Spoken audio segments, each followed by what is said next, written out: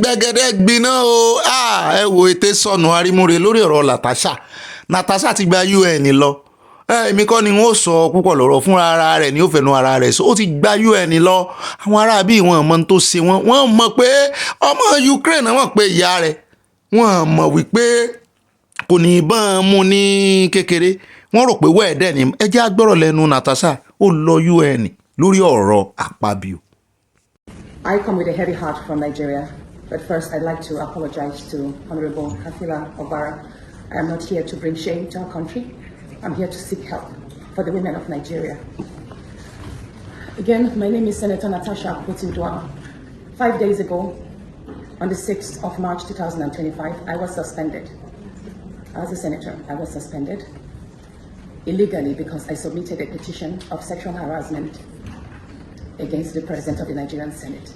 Senator Akpabio. I thought that by submitting the petition, he would recuse himself, and both of us will submit ourselves to the Committee on Ethics, Privileges and Public Petition for a fair and transparent investigation. But unfortunately, I was silenced and I was suspended. I was suspended for 6 months, amongst many other stringent conditions, such as taking away my security, taking away all the officials, vehicles, and other items that were handed over to me as a senator. My salaries will be cut off. I must not appear anywhere near the National Assembly. And for 6 months, I'm not to introduce myself or present myself as a senator locally in Nigeria or internationally. That means I'm here illegally, but I have no other place to go but to come here and speak to you women, because this is a bigger picture.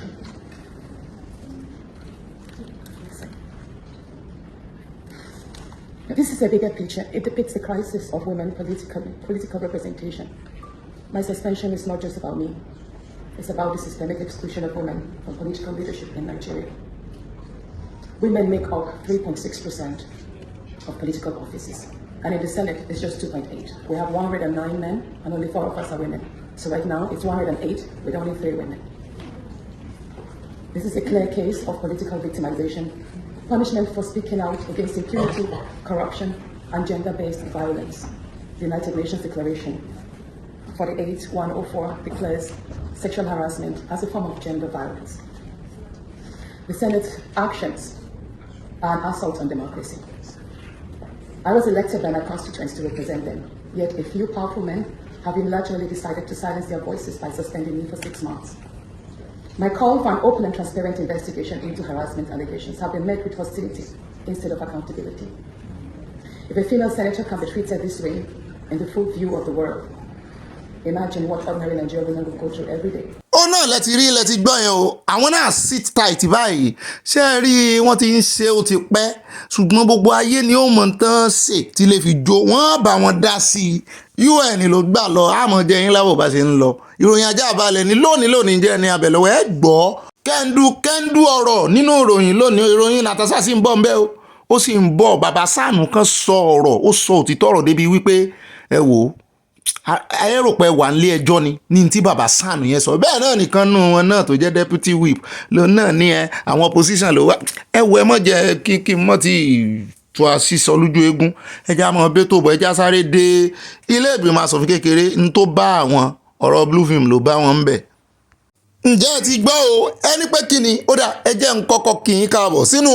ìròyìn ọlọ́mọlú ọlọ́mọ orílẹ̀-èdè tòní o lábala lérèfé tá a ti mọ́ gbójú wíńdò wọlé náà ni o bó lójú ọjọ́ lọ́dọ̀ yẹn yẹn aláwẹ̀ sáwẹ̀ ògbòyìnjú ó dà ẹ jẹ́ asáré délé ìgbìmọ̀ asòfin kékeré House of Rep níbi tán ti gbóhùn sókè tá a ti ń gbọ́ ìròyìn kàyéfì kan tán ní gbogbo tó kàn wọ́n báyìí nínú gbogbo ọ̀rọ̀ Nàìjíríà ni wípé wọ́n ń gbèrò bí wọ́n ṣe fẹ́ wọ́gi lé fíìmù ìbánisùn gbogbo àwọn tá a mọ̀ pè ní blue film láyé ìgbà náà wọ́n ní gbogbo ẹ̀nà fẹ́ wọ́gilé wọ́n ní tó kan àwọn níta wọn rèé òun ní ṣé ìṣe pé ọ̀rọ̀ ìyàwó làǹdẹ̀ tún ti déwájú wọn àbí kí n gbogbo ilé nínú gbogbo tó wà important ìyún ló kàn wọ́n ló kan àwọn ọmọ ní táwa ló mú fún mọ́sàn wọ́n ní ìkànnù àwọn honourable tó wá láti Katsina ní àmúníbóyá àwẹ̀ ń gbò ní àwọn aláwẹ̀ inú Ramadan náà fi sí lọ́rọ̀ kan wọ́n ní gbogbo ẹ̀yin tẹ́ mọ́ wòwò kú o wọ́n ní wọ́n máa blọ́ọ̀kì ẹ̀ dànù báyìí o wọ́n ní àjọ tó ń rẹ́gúléètì íńtánẹ́ẹ̀tì àti ẹ̀rọ ìbánisọ̀rọ̀ Nàìjíríà NCC wọ́n ní wọ́n máa bẹ̀rẹ̀ sí í ṣiṣẹ́ lé lórí ṣùgbọ́n wọ́n ní wọ́n gbọ́dọ̀ páàsì bíìlì yẹn náà wọ́n ti ń second motion lọ́wọ́ báyìí bó bá ṣe jẹ́ àmọ́ jẹ́ kẹ́ ẹ gbọ́ ọ̀pọ̀lọpọ̀ wọn náà sì rí bẹ́ẹ̀ dórí fíìmù bẹ́ẹ̀ dórí kinní wọn ìdẹ̀sẹ̀ lẹ́nu ọjọ́ mẹ́ta yìí tó jẹ́ wípé irú ọ̀rọ̀ náà ó jọra wọn níṣẹ̀lẹ̀ ní sínéètì kí wọ́n rántí ṣe bíìlì tí ò ní jẹ́ kí ọkùnrin ibẹ̀ kan mọ́ aráàsì àwọn obìnrin mọ́ o kí wọ́n rántí ìyún náà o. ṣùgbọ́n ẹ̀jẹ̀ àjọ mójú wa débẹ̀ káwọ́ ó ṣe lọ nílé ìgbìmọ̀ asòfin kékeré House of Rep bí wọ́n ṣe ń da lábàá tán sì ń gbà lérò tán second motion. Block internet websites, hosting pornographic contents and sanction defaulting internet service providers, standing in the name of Honorable Alatu Shehu Tafoki. Honorable Tafoki is invited to move the motion. Mr. Speaker, very distinguished colleagues, I remain Honorable Engineer Shehu Alatu Tafoki, representing Paskari, Kankara Sabwa, Federal Constituency. I'm from Katsina State. I rise to move a motion for the need to block internet website hosting pornographic content and section defaulting internet service providers. The House note that is fast becoming a global problem and no concrete steps have been taken to curb the phenomenon. ó rẹjá kó ń bẹ̀rẹ̀ ẹjá tún dégbòrò ayé o wọ́n ní àwọn kan tí wọ́n ń ṣèwọ́de tí wọ́n sì sọ wípé ẹ̀yin Akpabio náà wà náà bá pè wọ́n ṣàkíyèsí wípé ó dáa kílẹ̀ mọ̀ tán ń ṣe gan àti wípé kíní bánà tẹ̀ ń gbé kiri tán kọ àpótí tán pọ̀ Natasha sí lára ẹ̀ka ẹjá mọ̀ bóyá ẹ̀mọ̀ túmọ̀ tẹ́ ẹ wá ṣe ń gbòòrò tẹ́ ẹ lẹ́ǹfẹ̀ òònù hàn ẹ̀yin tá a lẹ́wà wọ́n lẹ́yìn Akpabio ó dáa kílẹ̀ gbé dání ẹjá àjọgbọ́ orí ó kàn dàbí ẹni pé wọ́n wá fira wọn ṣẹlẹ́yà ń tà ni. My woman, not today, man, a woman, they post themselves. Natasha. Akpabio. Never. Do you know what the poster says? Yes. Okay, Natasha. Akpabio. Wait, now I'm good now. Yes. Natasha Akpabio involved 2020. Also blackmail present husband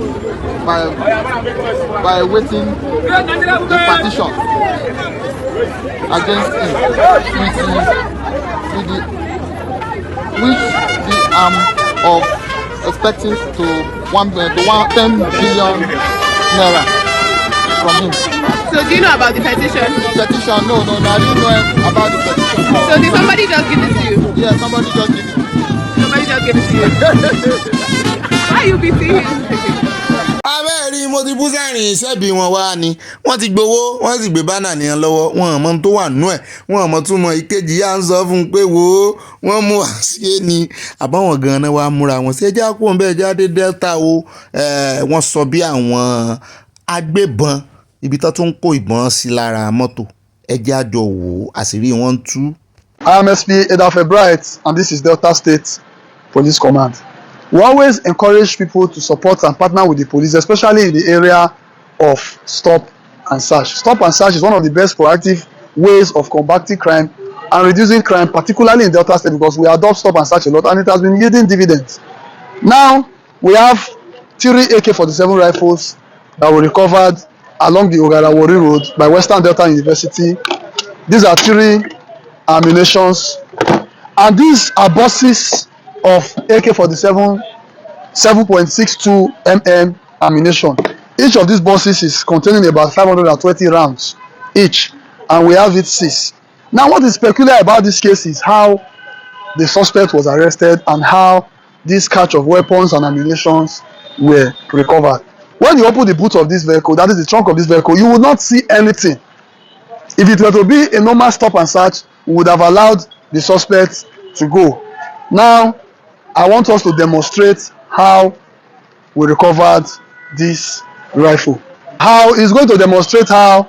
the rifles were recovered. You can go from the other side so that you can get a proper view.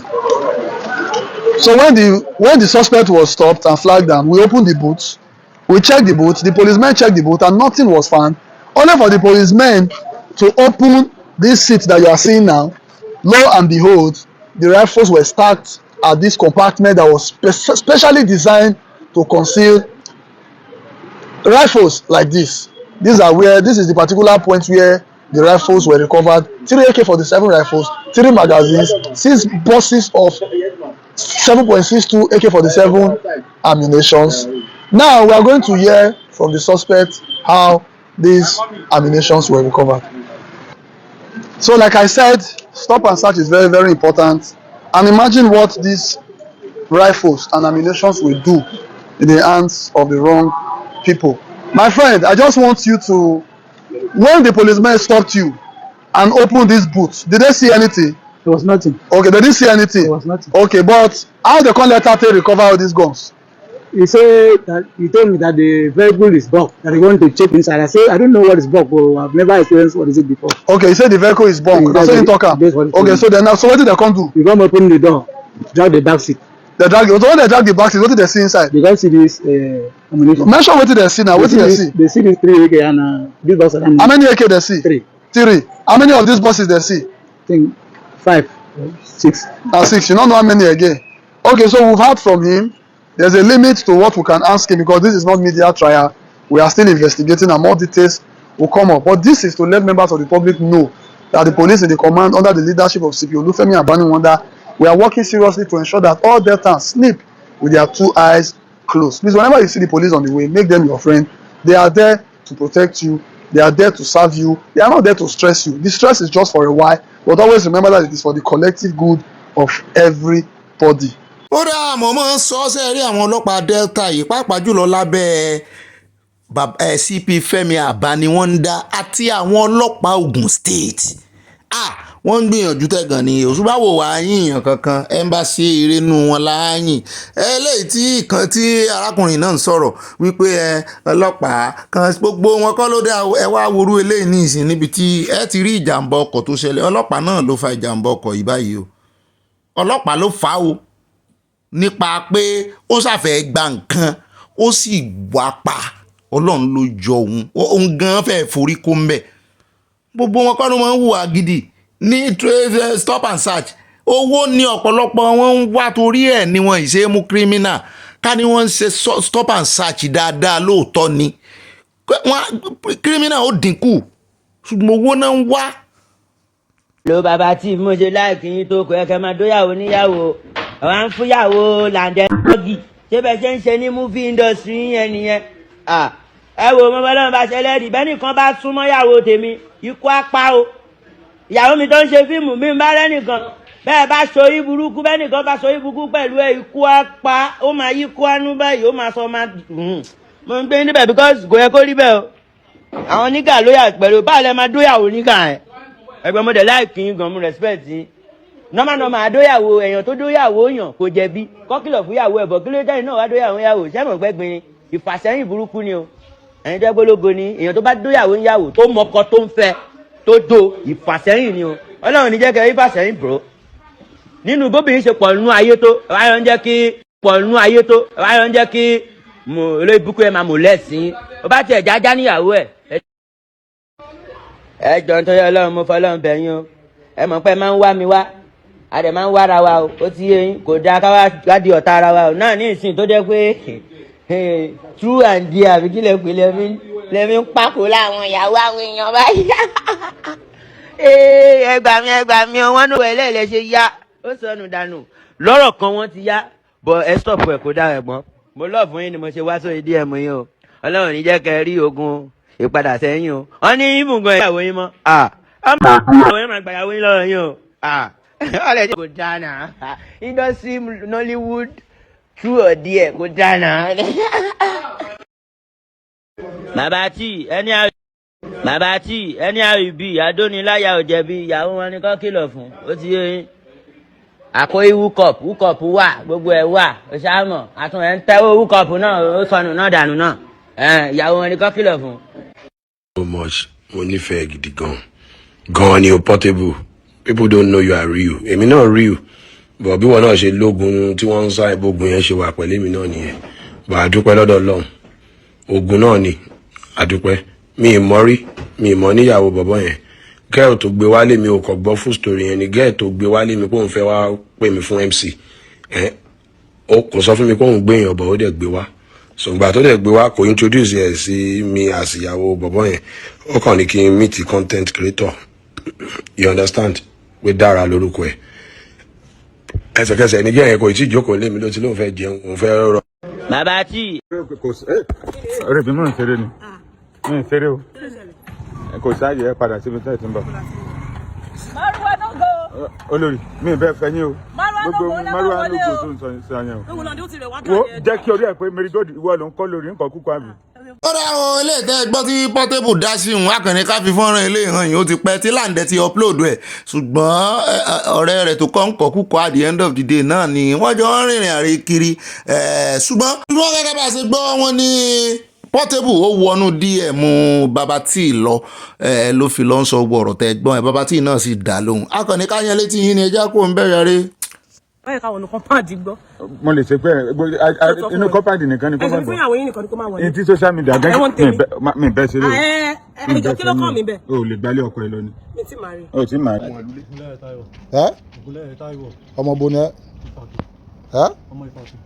ọmọ Ìfàkì ok kí ló ṣẹlẹ̀. àná mo rí ẹ̀ ní ìlànà. kí lorúkọ ẹni o. Jeremiah so bá ṣe wá rí alánà àṣàwà tó máa sọ fún mi wá ní ọ̀rẹ́ àfà pé ẹnu gbẹ ọ wà ní òkè máa ní kí ló fẹ́ ṣẹlẹ̀ báyìí wà ní òkè pé kí ní sùúrù pé yẹ pé mo máa ẹgbọ́n pé òun ní ibì kan tí òun ní St. Michael wà ní kí lọ síbẹ̀ pé nǹkan máa béèrè kan pé yẹ pé báwo ni security ibẹ̀ wà ní security ibẹ̀ pé kò ní pé ọwọ́ òun ló wà pé òun mọ̀ bó ṣe ń rìn so èmi dẹ̀ lọ síbẹ̀ àti tí èmi wá dẹ̀ fi lọ síbẹ̀ mọ́ wá so òun wá ti sọ táìmù tí èmi òun máa wá so wá ní 11 sí 12 so màá ní òkè pé màá dúró síbẹ̀ so bàtà tí èmi wá fi dúró síbẹ̀ mo wá gbúrò ẹsẹ̀ mo rò pé ẹ̀ pé òun kan ló ń bọ̀ so bọ̀ tí mi ò wá àìdìmọ̀ so bọ̀ tí màá pé ẹ̀ pé kì í ṣòun mo wá sapamọ́ sí ẹ̀yìn ìdẹ̀kùn mi màá mọ̀ pé ẹ̀ bá àwọn kan máa ṣílẹ̀kùn wọ́n já ṣílẹ̀kùn bàtà jáde síta bàtà tí mo wá fi jáde síta wọ́n á béèrè lọ́wọ́ pé kí ló ṣẹlẹ̀ pé bíbí kan mo tẹ̀lé parọ́ pé yẹ pé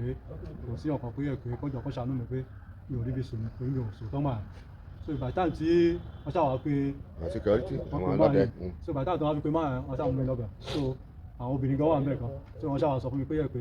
kì í jẹ́wọ́ so bàtà ibi tí wọ́n ṣàṣì nínà mi ní kọ́ ní sùn pé yẹ pé màá sọ fún tí ojú mi rí so èmi dẹ̀ explain fún wọn pé yẹ pé bá pé oníṣẹ́ tí a fẹ́ wá ṣe ń bẹ̀ pé kí ni iṣẹ́ tẹ́ fẹ́ wá ṣe. a fẹ́ wá yọ kìíní popping machine. àti kí tún ni. pẹ̀lú tiles. àtìgbà wo tiles tán kó sílé ọba ilá àbí. wọ́n tẹ̀ dá ń bẹ̀. ok àtìgbà wo ló ti mọ Jeremiah. ìṣẹ̀lẹ̀ àti amọ̀ra wa prison. prison lẹ ti mọ̀ra yín. ok iṣẹ́ wo lẹ wá dẹ̀ ti ṣe iṣẹ́ wo lẹ ti dìjọ ṣe papọ̀. àti iṣẹ́ pọ̀. bíi báwo just mention iṣẹ́ tẹ́ ẹ ṣe wàá sọ iṣẹ́ wo a lọ jalè níbí o a lọ ṣe báyìí ni o iṣẹ́ pọ̀ oríṣiríṣi. àjọ pé last year August àtijọ́ lọ ṣiṣẹ́ rí. irú iṣẹ́ wo. àjọ àpò pumping machine. níbo. níbi St. Michael. ok. so bàtí àdéhùn kò tán so àtúndú lọ sí ibòmí a lọ sí Ìfàkì. ok. àmì Ìjẹ̀rò. ibo lẹ ti ń ta ibo lẹ ti ń ta. ìṣẹ́ náà ti ń ta ẹni tó máa ń kó lọ yẹ. ẹni tó máa ń lọ kí lorúkọ ẹni tó lọ ń kó lọ yẹ. ìdó gbójú sókè ọ̀gá ẹ̀. olóyìnbó ìdó lélẹ̀ ok and Jeremiah lélẹ̀ àbí. Jeremiah nìyẹn o. tá a bá sọ wípé àṣírí kéèyàn dàbí ọ̀dọ́ pẹ̀lú bí ọjọ́ orí rẹ̀ ṣe ń dàgbà sí òsì nínú ìgò ìyàrá ìwádìí ìmọ̀ sáyẹ́ǹsì tàbí ìyanu mẹ́rìírí ṣùgbọ́n àṣírí rẹ̀ ń bẹ lọ́wọ́ rẹ̀.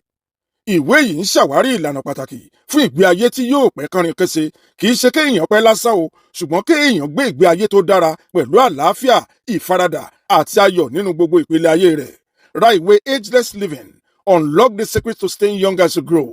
lónìí kí o lè bẹ̀rẹ̀ ìrìn àjò rẹ sí ìgbé ayé kánrin kése. Babájídé Moronfolu òǹkọ̀wé ageless living unlock the secret to staying young as you grow ó jẹ́ akọ̀wé akọ́ṣẹ́mọṣẹ́ kan tó ní ìrírí tó gbòòrò nínú ìbánisọ̀rọ̀ ìròyìn ìmọ̀ sáyẹ́ǹsì nípa ìwà ènìyàn àti ìtọ́jú àìsàn ó ti jẹ́ ààrẹ ẹgbẹ́ àwọn ọ̀jọ̀gbọ́n tó ń fohùn polongo ọjà ní Nàìjíríà nígbà kan rí Association of Voiceover Artists of Nigeria AVOA ó tún jẹ́ ọ̀kan nínú àwọn tó dáńtọ́ tó sì gbẹ̀yẹ nínú ètò rédíò ní nàìjíríà yẹn Nigeria Media Merit Award NMMA 2007-2008 àti olùgbà ẹ̀bùn ìdàgbàsókè iṣẹ́ tẹlifíṣọ̀n Nigeria Media Merit Award 2008-2009. ó tún gba ẹ̀bùn kárí ọdún 2022 ní Integrated Care Solutions Bayshore Healthcare Canada. Ra ìwé Ageless Living, Unlock the Secrets to Staying Young as You Grow tí Babájídé Moronfolúkọ lónìí, ó wà lórí Amazon. Fún àwọn tó ń bẹ ní Nàìjíríà, ẹ lè kàn sí Concrete Communications Limited, 8 Musa Ako Estate, Musa Ako Close, off Akin Shiyemi Street, off Allen Avenue, Ìkẹjà, Lagos.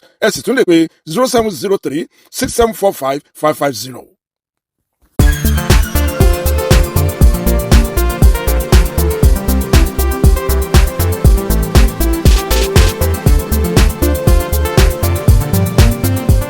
Hello, ladies and gentlemen. I welcome you to the show tonight. How is your day going? I know the day is still very, very young. I've come with loads of news, updates for you today all around the world. Aya is here too. He's going to be talking to you today. You're going to see Aya face to face. How is your day going?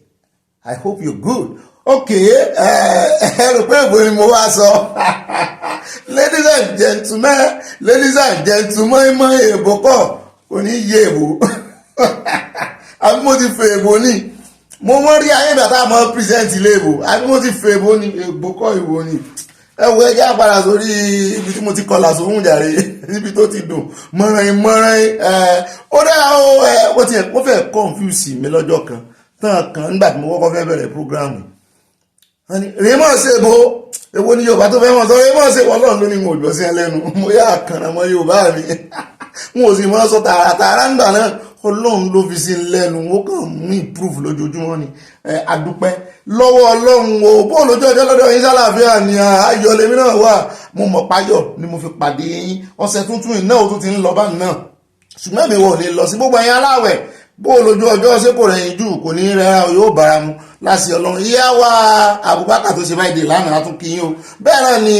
ìyá wa Riscott Àdìgún yọ̀ọ̀dà fún iṣẹ́ àwẹ̀ ń lọ gbogbo ẹ̀yin aláwẹ̀ pátápátá la kí àyà náà rọ kalẹ̀ níbi ní ọ̀nà ń gbá àwẹ̀ ó dẹ̀ jẹ́ kọ́kọ́ kọrin tòní mo dúpẹ́ lọ́wọ́ bàbá wa Ògúndọ́lá mọ̀mọ́ ni wọ́n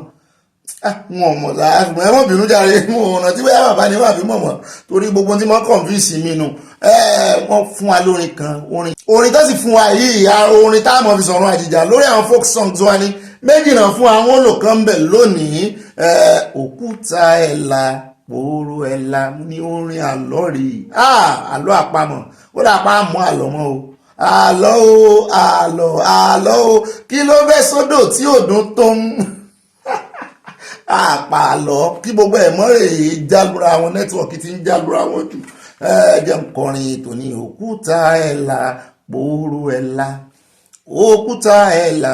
pòórò ẹ̀là mo ní olóko lóde pòórò ẹ̀là ọlọ́nà ló bọ̀ pòórò ẹ̀là òkúta ẹ̀là pòórò ẹ̀là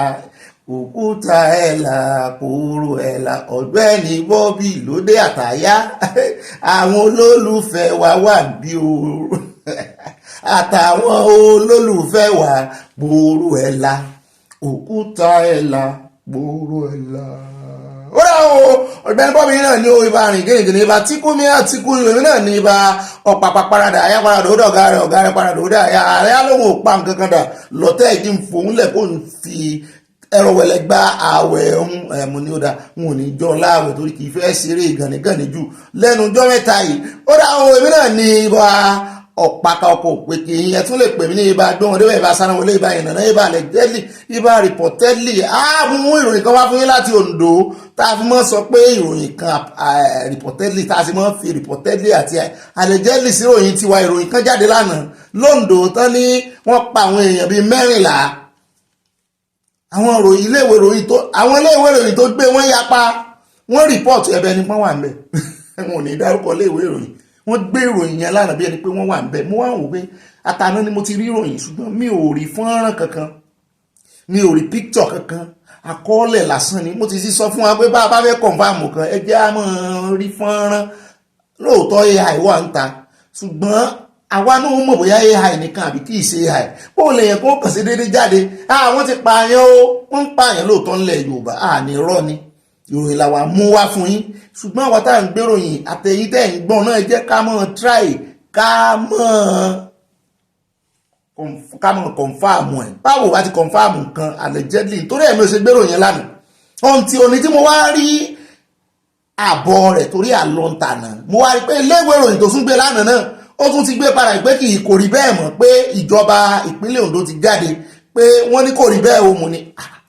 confusion breakbone ta ló wá ń parọ́ à ń bọ̀ bẹ́ẹ̀ o àkọ́kọ́ ẹ fi hùn ṣàkọ́kọ́ nínú àkórí ìròyìn níbi tá a ti mọ́ dami tútù wájú tá a ti tẹ̀lẹ̀ tútù níbi tá a ti wọ́n gbẹnu ọ̀nà wọlé wọlé tẹ́ rí nínú lérèfé lábala lérèfé ojú fèrèsé láti yọjú tá a ti rí gbogbo rẹ̀. ó dẹ́ jẹ́ kíra mi délẹ̀ lè pè mí ní ibà sàn láàrin ajénímú ní pẹkọrọ bẹ́ẹ̀ náà nìkan bá ń fọbalẹ̀ ibà kéde fún Yorùbá nìsan káàfàtà ó dẹ́ àwọn mo ti fún yín lákọ̀ọ́kọ́ náà àkórí ìròyìn àti dàmídé ìwájú ẹjẹ́ wọn dá ikú wájú ká lè tẹ̀lẹ̀ tútù ẹlẹ́ẹ̀kejì ń bẹ nínú àwọn ìròyìn tòní á gbé dé ọ̀dọ̀ Natasha wá ogun tí mi lórí ọ̀rọ̀ rẹ̀ bẹ́ẹ̀ ni wọ́n sì ń fà kó tí ìtora wọn o àwọn sáà tí wá jáde báyìí ìjà tí wá di ìjà láàrin lawmakers àti judiciary ẹ wá gbọ́n táwọn lawmakers sọ ní ìsìn Akpabio tiẹ̀ sọ ó nìkan lọ tutù ẹ̀ dànù wípé Natasha ń padà bọ̀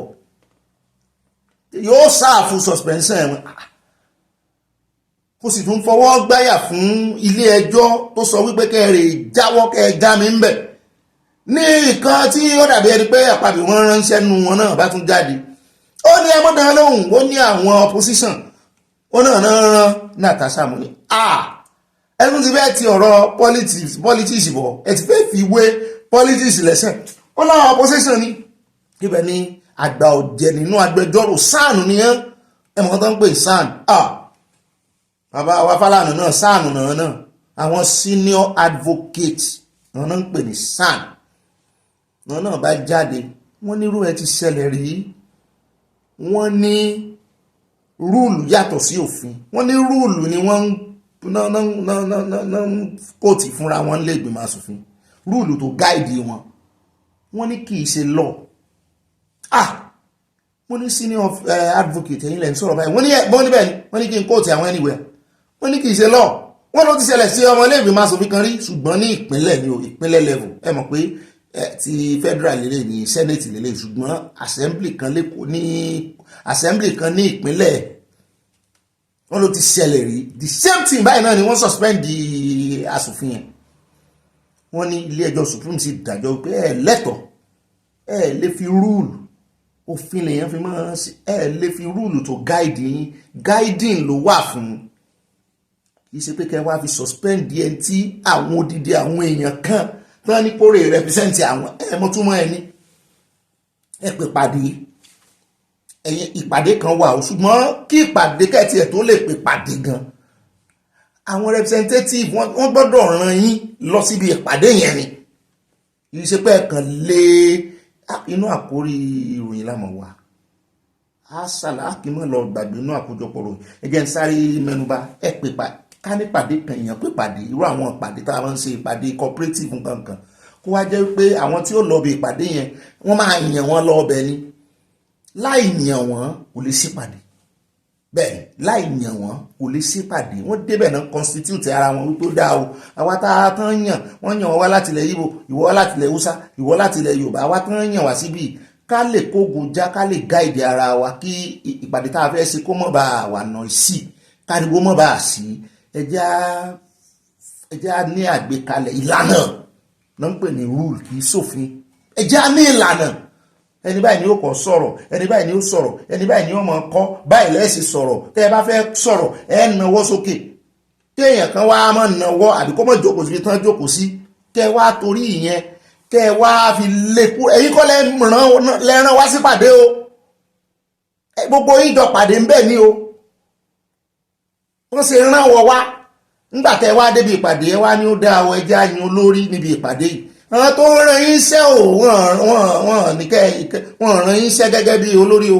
irú Akpabio tán ránṣẹ́ yẹn sìn láti constituency ẹ̀ tán yàn wọ́n yàn láti bẹ̀ gẹ́gẹ́ bí senate president o ó délé ìgbìmọ̀ asòfin tán náà tọ́jọ́ wà ń bẹ́ẹ̀ bí ìgbà tó yẹ ó dé inú ìpàdé ẹ̀jẹ̀ àyàn president mo rántí àwọn ìpàdé táwọn ọ̀yà wa máa ń ṣe ń gbà náà cooperative mo ti sọ̀kan fún yín rí tí ìyá mi tó ìpàdé kan mọ́ mi àti dáàdì mi làwọn èèyàn ò bá wá à ń bọ̀ ń bẹ́ẹ̀ ká mọ̀ sí atótónu jù nínú àkórí ìròyìn eléyìí tá a mọ̀ fi tẹ̀lé nínú àkórí ìròyìn tòní ó náà ní ìròyìn Fubara o ọ̀rọ̀ ti fẹ́ bẹ́yìn yọ o lẹ́yìn ìgbà tí ilé ìgbìmọ̀ asòfin tí Supreme Court recognize yẹn ti Wike tí wọ́n halẹ̀ tán dúnmọ̀wúmọ̀rú mọ́ Fubara bẹ́ẹ̀ náà ni amúwáfún ìlànà tí APC Rivers State tán ní kí Fubara rí resign àwọn fún 48 days ọ̀la ní àbẹ́ẹ̀ni bóyá lẹ́yìn òní ní 48 days wọ́n lapse kámọ́ wo ọ̀nà tó fẹ́ gbà lé Fubara àwọn èèyàn ti jáde wọ́n ti sọ̀rọ̀ lóríṣiríṣi wọ́n ní tí Supreme Court fẹ́ dálẹ̀ ní Rivers wọ́n ní ọwọ́ wọn ipá wọn ò ní ká bẹ́ẹ̀ náà ni wọ́n wá ní àwọn kan tí wọ́n halẹ̀ mọ́ wípé ìyẹn RSEC kọ́niyàn bẹ́ẹ̀ náà ni RSEC Rivers State INEC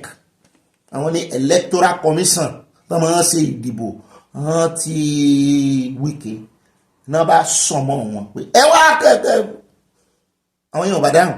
náà bá ní àwọn ò fọwọ́ òfin fún mú wọn náà bá àpúrúfù arrest warrant wọn náà mẹ́ta àbí mẹ́rin inú wọn bá gbọ̀n kíjokíjo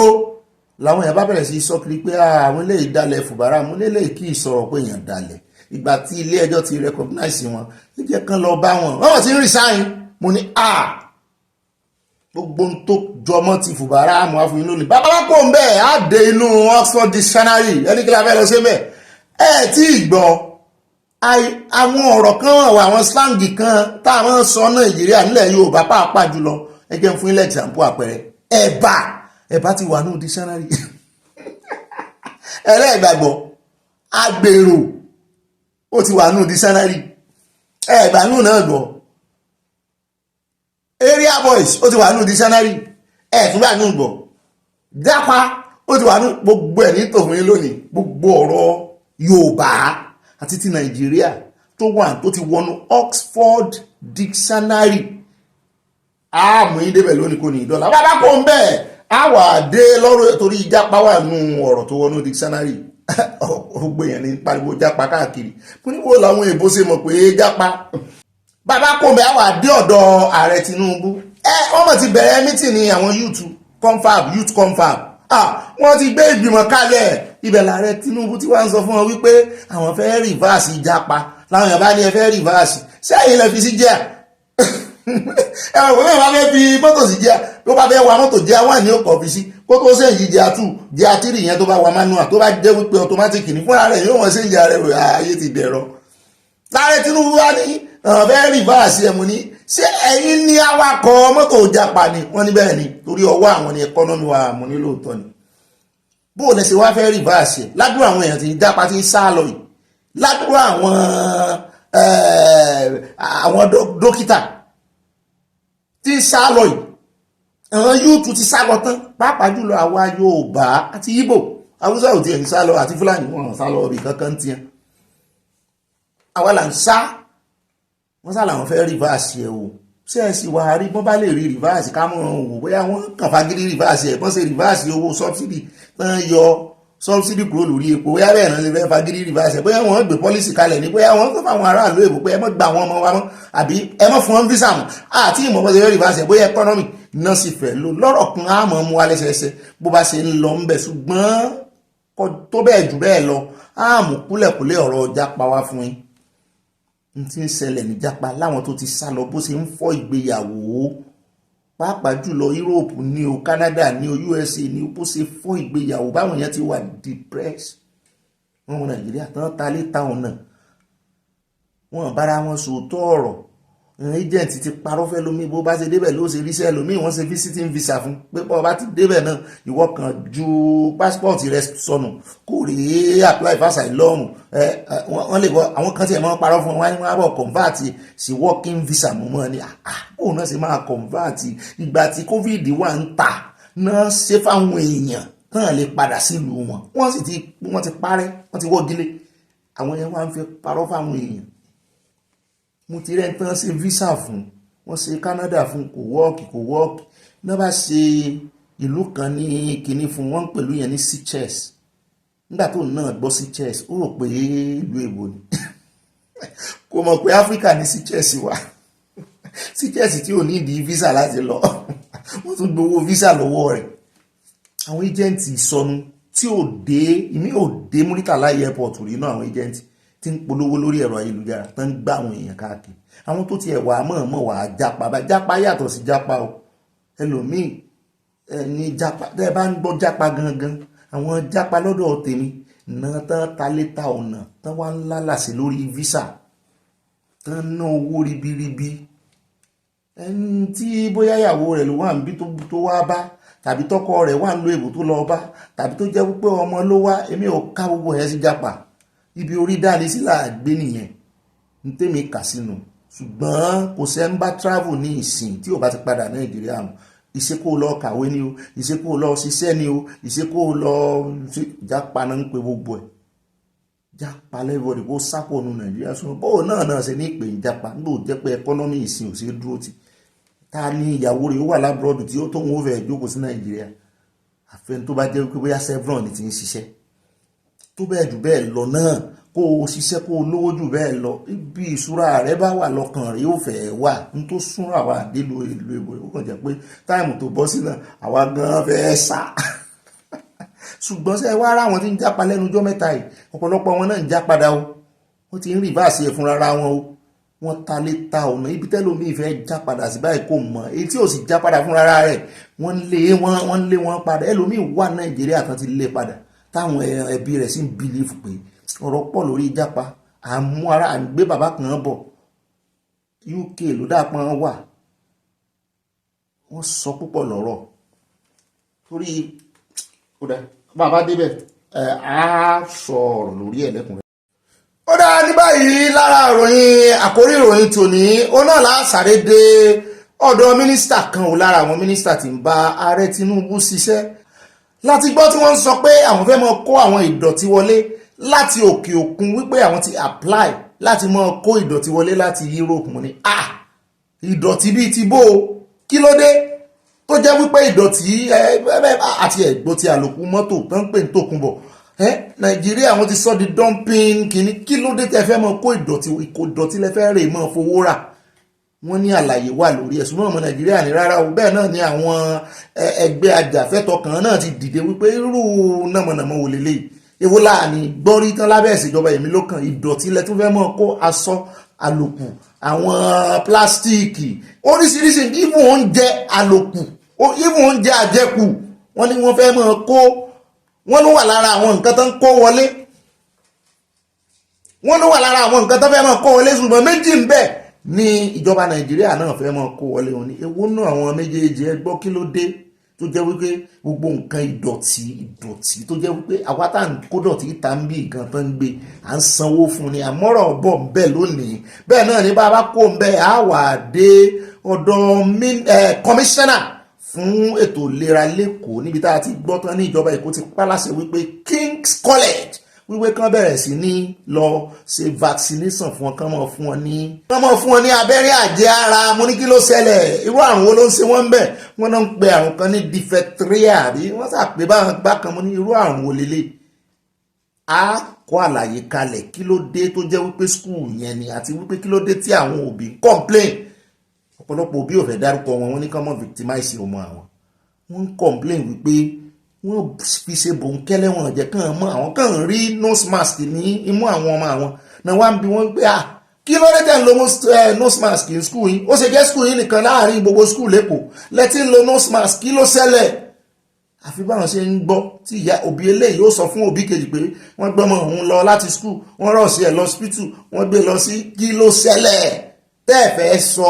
wọ́n ní ìsìn ló ṣẹ̀ wá yí àwọn nígbà tí ìjọba Èkó ṣẹ̀ wá lu gbogbo ẹ̀ síta wọ́n ní àwọn aláṣẹ school King's College wọ́n ní wọ́n ṣe dáadáa tó bá sàdúpẹ́ kankan ò tí ì kù nínú àwọn àrùn yìí ó bó ló ṣe wá jẹ́ kí ló ṣẹlẹ̀ gangan vaccination tẹ́ẹ̀jẹ́ káwọn òbí mọ́ tẹ́ẹ̀kan fẹ́ mọ́ fún wọn nọ́mbà àwọn abẹ́rẹ́ àjẹsára táwọn ń gbà nù ẹ bá wọ apá yín àwọn nọ́mbà tó ń fún wọn ní ìṣe àti sọ̀rọ̀ ẹ̀ rí bí ìgbà tó bá fi kíní tó máa fi ta epo kíní pọ́ǹpù bẹ́ẹ̀ lábẹ́rẹ́ ìgbà yẹn ṣe rí wọ́n fi sí ọ lára báyìí yóò rún pàkà nọ́mbà náà wọ́n pè wọ́n ní kí ló dé tẹ́ ẹ fẹ́ mọ̀ fáwọn ọmọ ní abẹ́rẹ́ àjẹsára tẹ́ ẹ̀ jẹ́ kí àwọn òbí mọ̀ sí gbogbo ẹ̀ náà láì gbé yín débẹ̀ lónìí kò ní dọ́là ilé táwa fi kógojá lórí àkórí ìròyìn tòní ó náà ní ti ọ̀rọ̀ ìpàdé sec ó náà ní ti ọ̀rọ̀ ìpàdé fake tó lọ tó wáyé, ó náà ní ti ọ̀rọ̀ ìpàdé fake tó wáyé lánàá, ìpàdé ààrẹ Tinubu, àwọn executive arms, ààrẹ Tinubu, àwọn mínísítà àti àwọn ọ̀gálọ́gà láwọn ẹ̀ka ìjọba federal, ìjọba àpapọ̀ àti àwọn gómìnà, wọn ní gbogbo wọn náà jọ ṣèpàdé, wọn wá fi ṣe ìpàdé pé kàn fi nǹkan panu fún Ramadan, kàn fi sínú, òun náà fi ṣe. Fùbárà náà wà ń bẹ, Wike wà ń bẹ, wọ́n jọ ń wora wọn lọ́ọ̀kan báyìí. Ní ìkànnú àwọn tí wọ́n gbé máìkì fún, ẹjẹ́ ń dákọ̀ wọn Anthony General náà bá wọ̀ ọ̀kan, náà bá ń rí gómìnà Bauchi lọ, ní sì mọ́ gómìnà Bauchi tí wọ́n tanu sí ààrẹ Tinubu, onímọ̀ criticize ìjọba ààrẹ Tinubu jù. Òun ló sọ wípé kí àwọn èèyàn mọ́ gbà fún ààrẹ Tinubu lórí ọ̀rọ̀ tax. Òun ló sọ wípé ìjọba ààrẹ Tinubu ò dáa. Nígbà náà ó wá wà ń bẹ̀, bá gbọ́ ọ̀rọ̀ tí bàbá Fagbemi Anthony General of Federation tán fi yọ sí lára, mo ní nínú ìpàdé fake lẹ́tún yọ síra yín báyìí, mú bọ̀ ń bẹ̀, àmú yín débẹ̀, àjọ fi ti ara wa gbọ́ lónà ní kò ní dọ̀lẹ́, eléyìí táwa fi kún ó náà ní ti El-Rufai. Ṣé ẹ ti rí àwọn òfẹ́ sọ̀rọ̀ lórí ọ̀rọ̀ òṣèlú, àfẹ́ sọmọ, ṣùgbọ́n torí pé a fẹ́ fi wọ́n pawẹ̀ ẹ̀dẹ̀, a fẹ́ mọ́ gbé yín débẹ̀, wọ́n ti ń fojú ara wọn gbolẹ̀ báyìí. El-Rufai ti lọ join SDP, ó ti kúrò lé APC, ó wá ń sọ kò bá kún gbé ọ̀rọ̀ sí APC. ká tó wí ká tó fọ̀ ọ̀nà kan náà bá kóra wọn jọ, àwọn ọmọ ẹgbẹ́ tán, àwọn kì í tiẹ̀ sọ ọmọ ẹgbẹ́ nìkan, PDP ní ọ́, ṣùgbọ́n àwọn loyalist Àtìkù ní ìpínlẹ̀ mọ́kàndínlógún 19 states ní, mo ní ṣe ilẹ̀ Haúsá ní tó 19 states ní, ẹjọ́ ẹ bá ń kà á, wọ́n ní 19 states, wọ́n láwọn loyalist ẹ̀tàn ní group, wọ́n ní gbogbo wọn ti dẹ̀yìn lẹ́yìn ẹ̀, kèrègbè tó fọ́ ó dẹ̀yìn lẹ́yìn odò, wọ́n náà dẹ̀yìn lẹ́yìn ẹ̀ pátápátá. Ẹgbẹ́ wo náà rè join? Ẹgbẹ́ APC. Mo ní ládùúrú àwọn eléyìí náà rè join ẹgbẹ́ APC. El-Rufai ṣiṣẹ́ kúrò ní APC ń tiẹ̀, òun lọ sí SDP, ó náà ó káwọn èèyàn rẹ̀ lọ, àmọ́ ẹgbẹ́ tí ààrẹ ẹgbẹ́ fẹ́ ṣe ń tiẹ̀, ó wá ń jọ bí ẹni wípé El-Rufai wá ń táwọn sí ìjọba ààrẹ Tinubu pé àwọn ò lè dànù, kò ní rójú ráàyè ṣe 2027, àwọn ọ̀tá rẹ̀ àwọn ó jọ dìmọ̀lù, àwọn ó jọ fọwọ́ luwọ́, àwọn ó fẹsẹ̀ lu ẹsẹ̀, fikùn lukùn, forí lu orí, àwọn ó jọ pàdé àpò pọ̀ táwọn ó fi lé ààrẹ Tinubu. Mo ní tó bá náà ní ìkànnù yóò wá lè dìde kó lé ààrẹ Tinubu, àṣẹ ẹ̀lẹ́ náà ni àmọ́ ń bẹ̀, ṣùgbọ́n lọ́dọ̀ tiwa o kò sí ní tó kàn wá pẹ̀lú gbogbo òṣèlú wọn, wọ́n ń fòṣèlú rẹ̀ àwọn ọmọ Nàìjíríà jẹ. Kí làwọn àdúró tí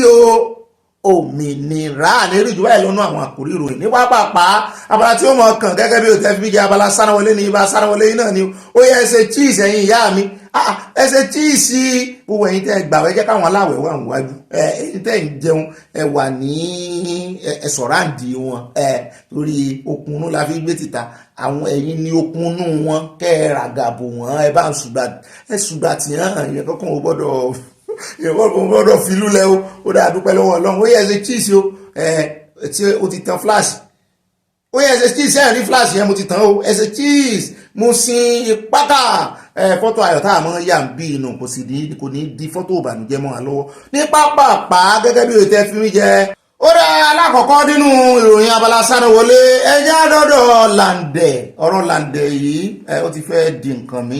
àwọn èèyàn sáà ń pariwo náà ni, àwọn kan tí ẹ̀ wà ń bú bàbá tí wọ́n ní kò bá tiẹ̀ ti mọ́ sọ nǹkan kan, wọ́n ní kàn jáde kàn ń rojọ́ kàn ń ti kìíní àsẹ̀yìnwá àsẹ̀yìn òun tó lóun ò ṣe àsopàpà ṣe làǹdẹ̀ náà ti wá tún jáde síta wo, ó ní gbogbo àwọn tó lóun ò ní fídíò wọ́n ṣe ń báyàwó òun sùn, ó ní mẹ́jọ nú ẹ̀ ló ní, ó ní kì í sì ṣe bàbá tí nìkan, ó ní videos of men, àwọn ọkùnrin kò dárúkọ iye wọn ṣùgbọ́n mẹ́jọ ló ní, bóyá repeat wá wà ń bẹ ẹ mọ̀ pé bẹ́ẹ̀ bá play video wọ́n máa ní put it on repeat, DJ put it on repeat, bóyá ọkùnrin méje, ọkùnrin mẹ́jọ, ọkùnrin mẹ́sàn-án, bóyá ìtumọ̀ rẹ̀ náà ni wípé àwọn ọkùnrin, ọ̀pọ̀lọpọ̀ àwọn ọkùnrin tó bá yàwó ó ní mẹ́jọ nú ẹ̀ lòun rí. Àwọn èèyàn wá ń bí pé bó ló ṣe lè rí, mo ní bó ni ò ṣe ní rí, ẹ mọ̀ pé láǹdẹ̀ gan ti mọ ìyàwó rẹ̀ tipẹ́, ó kàn wà emotional ni ó dùn, ó ti ń jẹ́ tipẹ́, kì í ṣe kó ṣe ẹ̀ṣẹ̀lẹ̀, ìdí èyí yóò mọ̀ ti ṣẹ́ sí lára, àti wípé ṣé ẹ rí láǹdẹ̀ náà ó gbọ́n ó mọ̀ tí ń ṣe, ṣé ẹ mọ̀ pé wọ́n jọ ń mu there was a video tó ṣe tó ní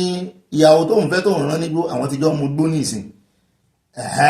àṣírí ṣẹ̀ tú pé wọ́n jọ mu gbó ní ọ̀pọ̀lọpọ̀ àwọn ọmọ yìí pàápàá jùlọ àwọn celebrity yìí ọ̀pọ̀lọpọ̀ nǹkan máa ń ṣe yes ọ̀pọ̀lọpọ̀ bọ́n ṣe máa ń jayé wọn nìyẹn so ó gbọ́n ẹni tó ń sọ̀yàn ó máa gbọ́n ju ẹni tó ń sọ lọ ẹni tó ti ń sọ́yàwó rẹ̀ bóyá ọjọ́ kan wọ́n ti jọ fagbó tán ti háì àbí wọ́n jọ mu ọtí tí gbogbo ẹ̀ ti ṣe kìíní bóyá ọwọ́ rẹ̀ ni ó fi tẹ̀ torí ọ̀pọ̀lọpọ̀ àwọn tí wọ́n cheat ọkùnrin wọ́n máa ń lo fingerprint fi ṣe fídíò fi lọ́ọ̀kì fóònù wọn yóò kàn ibi tó ti yóò kàn fọwọ́ rẹ̀ ẹni yóò sì kó gbogbo ẹ̀ jáde torí ó ti ń sọ kò sì fún lára abẹ́ẹ̀ mọ̀ pé owó ìgbà níyàwó yìí máa ń dààmú làǹdẹ̀ tí wọ́n ní òun ó kò jáde o òun ó sá lọ òun ó kúrò nílé fún ọ ẹ wá ń bí pé bóun lọkọ ṣe rí kí nínú fídíò kò sí bó ṣe fẹ́ lọ́ọ̀kì fídíò ẹ̀ pa tó kí làǹdẹ̀ mọ̀ pásíwọ̀dù ẹ̀ dán ọjọ́ kan wà tí ó dẹ́ tó jẹ́ wípé kò bóyá fídíò yẹn fóònù ẹ̀ wà ń ṣíṣí àti wípé ìkànnú àwọn ọ̀rẹ́ ẹ̀ náà èmi fẹ́ nígbàgbọ́ wípé òun ló sọsẹ́ ọmọbìnrin náà kò wá jogun omi mo rò para ti rọ̀ ní ìsìn torí yẹ̀yẹ́ ẹ̀dí rẹ̀ ara ti rọ̀ ní ìsìn kò rẹ́pẹ́sẹ̀ntì ẹ̀yin obìnrin dáadáa rárá gbogbo gàlégàlé tí ń ṣe fún láǹdẹ̀ wọ́n tó gbé láǹdẹ̀ lọ́ọ̀lú èbò rí ní ìsìn tọ́mọ máa fẹ́ fine boy ní láǹdẹ̀ fine boy ní lèmi tẹ́ rò pé bóyá rámọ́tà wọn àti rámọ́tà náà jọ kúkú wá ṣe alárédè báyìí mo fi hùn sí ẹni fine boy to the core ní láǹdẹ̀ Yorùbá nísìnyí sọ lẹ́nu ó lè mọ́ gbé ìbò lọ tààràtààrà látàrí pé kò pé bóyá ìwọ̀nba àwẹ̀ tó kà ṣùgbọ́n èèyàn ò gbé ìbò sọ wípé kò gbọ́n láǹdẹ̀ gbọ́n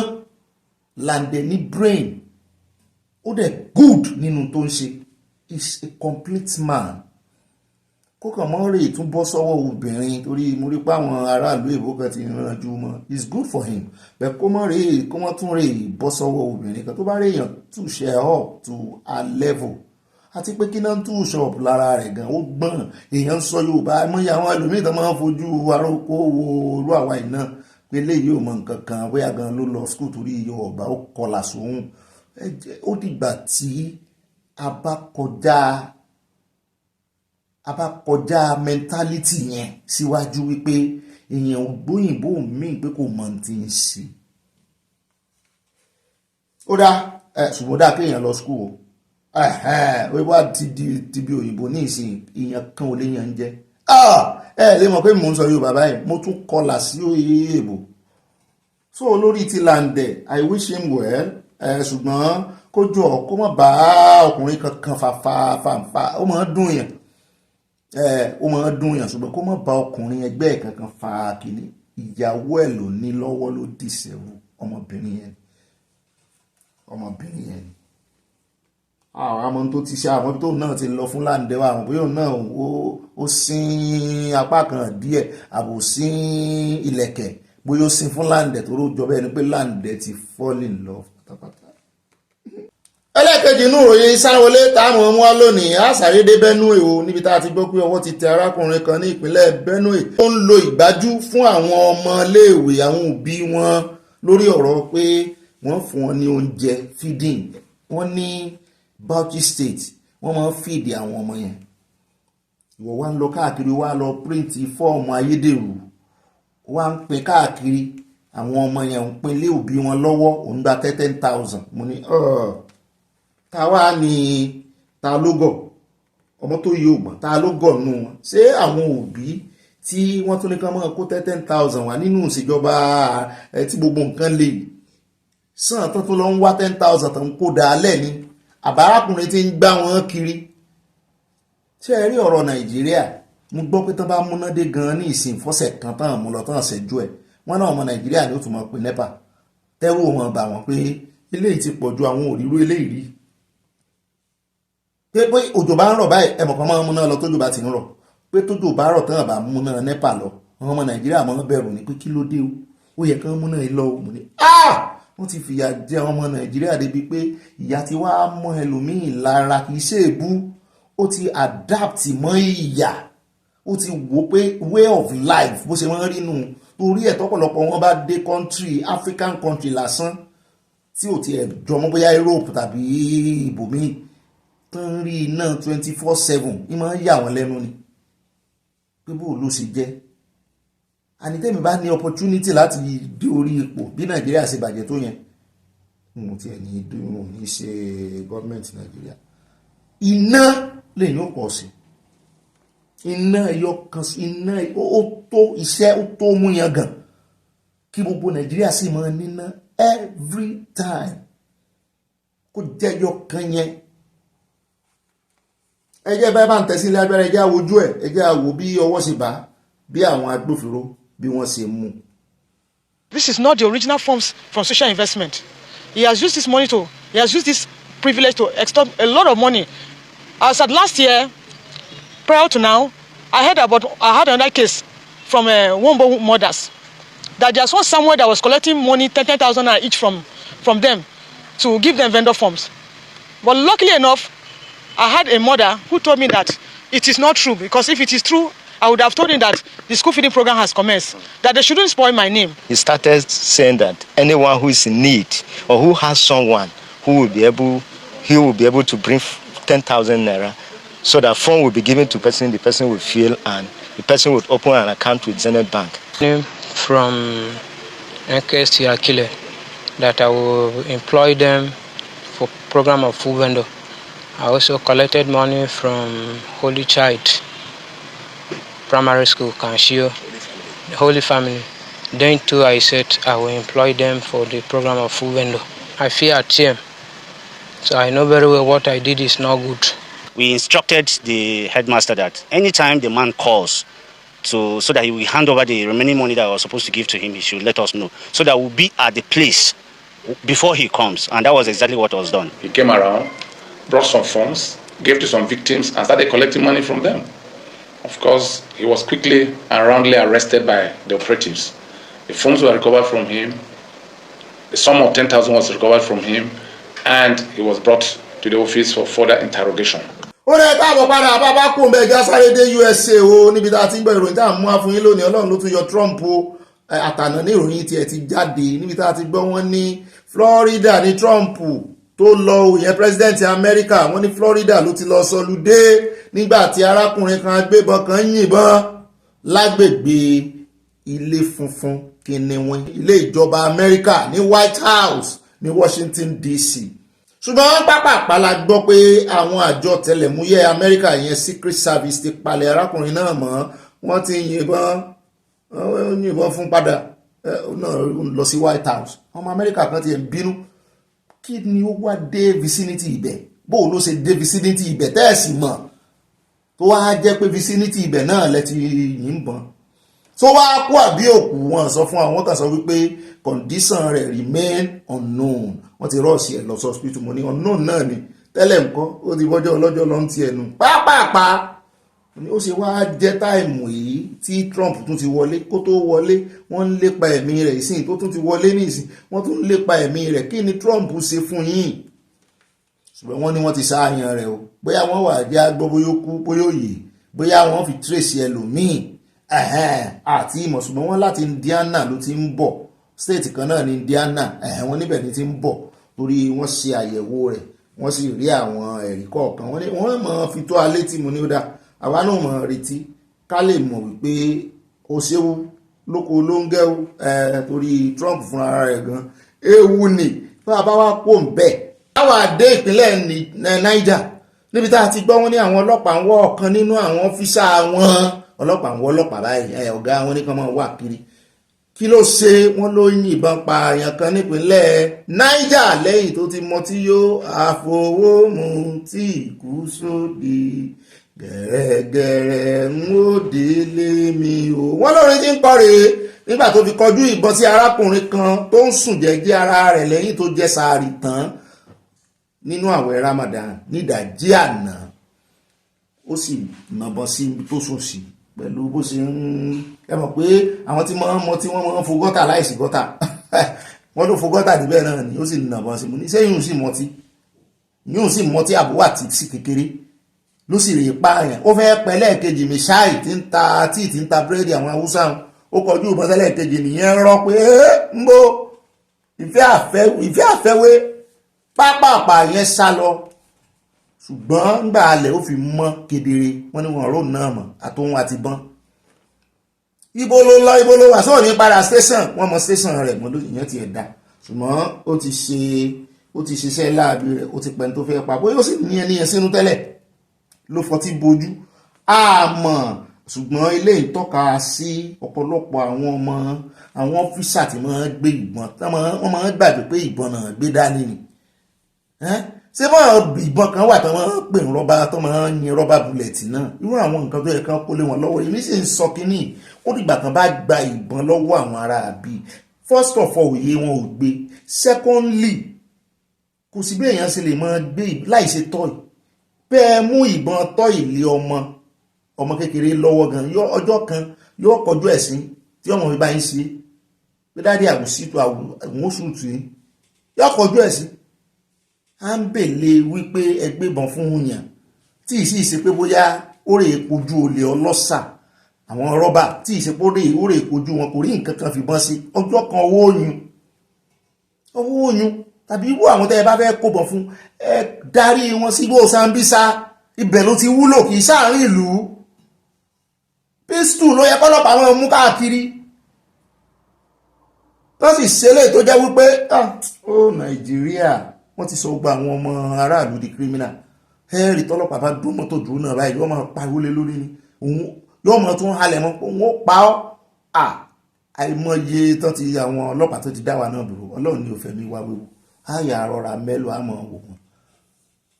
òun pọ̀ ni wọ́n mọ̀ jù inú lọ o nítọ́ sì gbé dání lè pààyàn o ká ń bèlè tó wá mú ọtí kiri àìmọye irú wọn pẹlẹbẹ ni o igbó ni o àìmọye irú wọn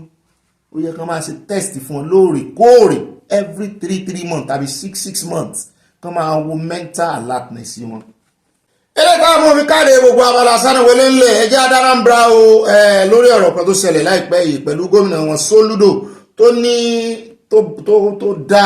evangelist kan dúró nínú ọjà tó lóun ò gbọdọ̀ gbọ́ kóhun ìsòlù mọ́ òun gbọdọ̀ gbọ́ kó jèrè ọkàn mọ́ àwọn èèyàn ti wá pariwo lé lórí pé òun padà bọ̀ wá bá wọn o nígbà tó ṣe ti traditional person tó múnú ẹ̀wọ̀n pé tó bá lè pòórá kó pòórá òun ó fi ilẹ̀ ọmọ ti gbé lọ ilé ẹjọ́ wọn sọ̀rọ̀ ńgbà náà owó wá kan ti kìrìsìtẹ́nì ní ìsìn pé ariwo Indian lọ́wọ́ ó ti wá sọ̀rọ̀ síta ó lóun ò ní kí wọ́n mọ́ evangelism ó lóun ò sì ní kán ti ṣọ́ọ̀ṣì pa ó ní ariwo lòun bá kì í ṣe evangelism ó ní òun ò ní káwọn èèyàn mọ̀ sí evangelism gbogbo ọ̀nà tẹ́ ẹ bá mọ̀ tẹ́ ẹ lè fi ṣe ó ní ẹ ṣe ṣùgbọ́n ẹ mọ́ fi ariwo díyàn lọ́wọ́ kò dìgbà tó bá pariwo ẹ pariwo ń ṣọ́ọ̀ṣì spíkà nǹkankan àìpẹ́ yìí la gbọ́ wípé èèyàn kan lágbègbè ibì kan tó máa ń ṣe night ní máa dé ìdájí tó bá dé báyìí ní ṣọ́ọ̀ṣì máa bẹ̀rẹ̀ tó bá lọ fẹjọ́ wọn sùn wọ́n ti ṣọ́ọ̀ṣì yẹn pa báyìí wọ́n ìpìrò oorun sùn bíi 4:30 tí ó wọlé imagine dókítà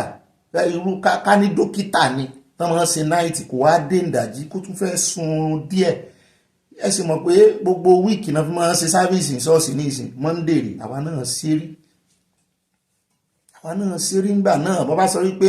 ẹ̀yin tẹ́ ń lọ ṣọ́ọ̀ṣì monday tuesday bí ń lọ ibi iṣẹ́ ní ìsìn wọn kọ́kọ́ ra yàrá ó ní kàtà máa ń ṣe láàárọ̀ monday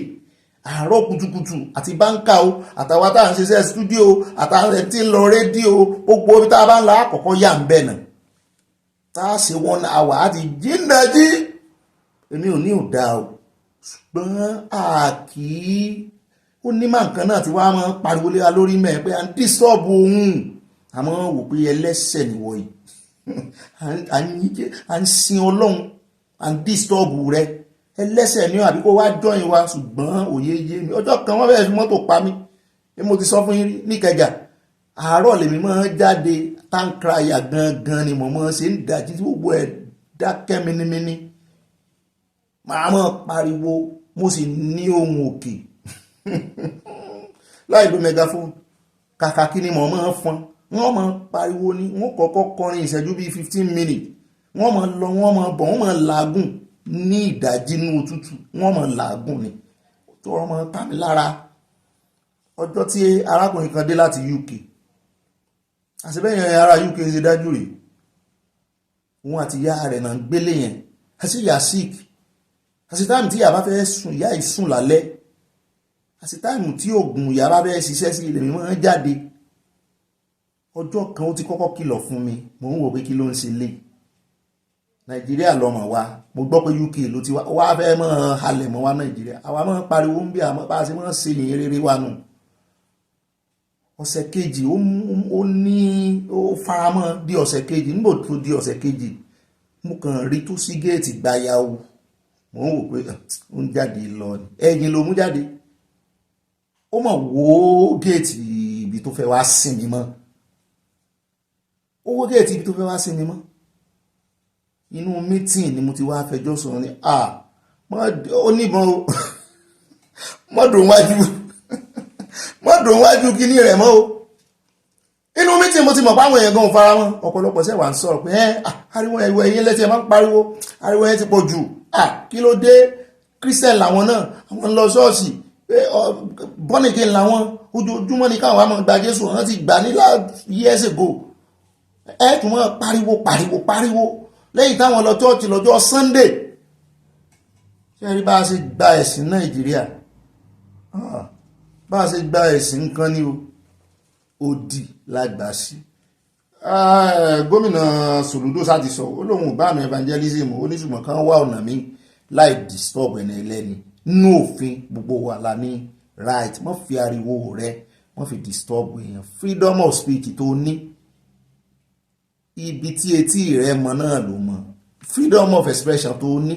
ibi tí ọwọ́ rẹ mọ bọ́ ọ bá rè fi ọwọ́ rẹ gbá ẹnì kejì expression ó sí expression express you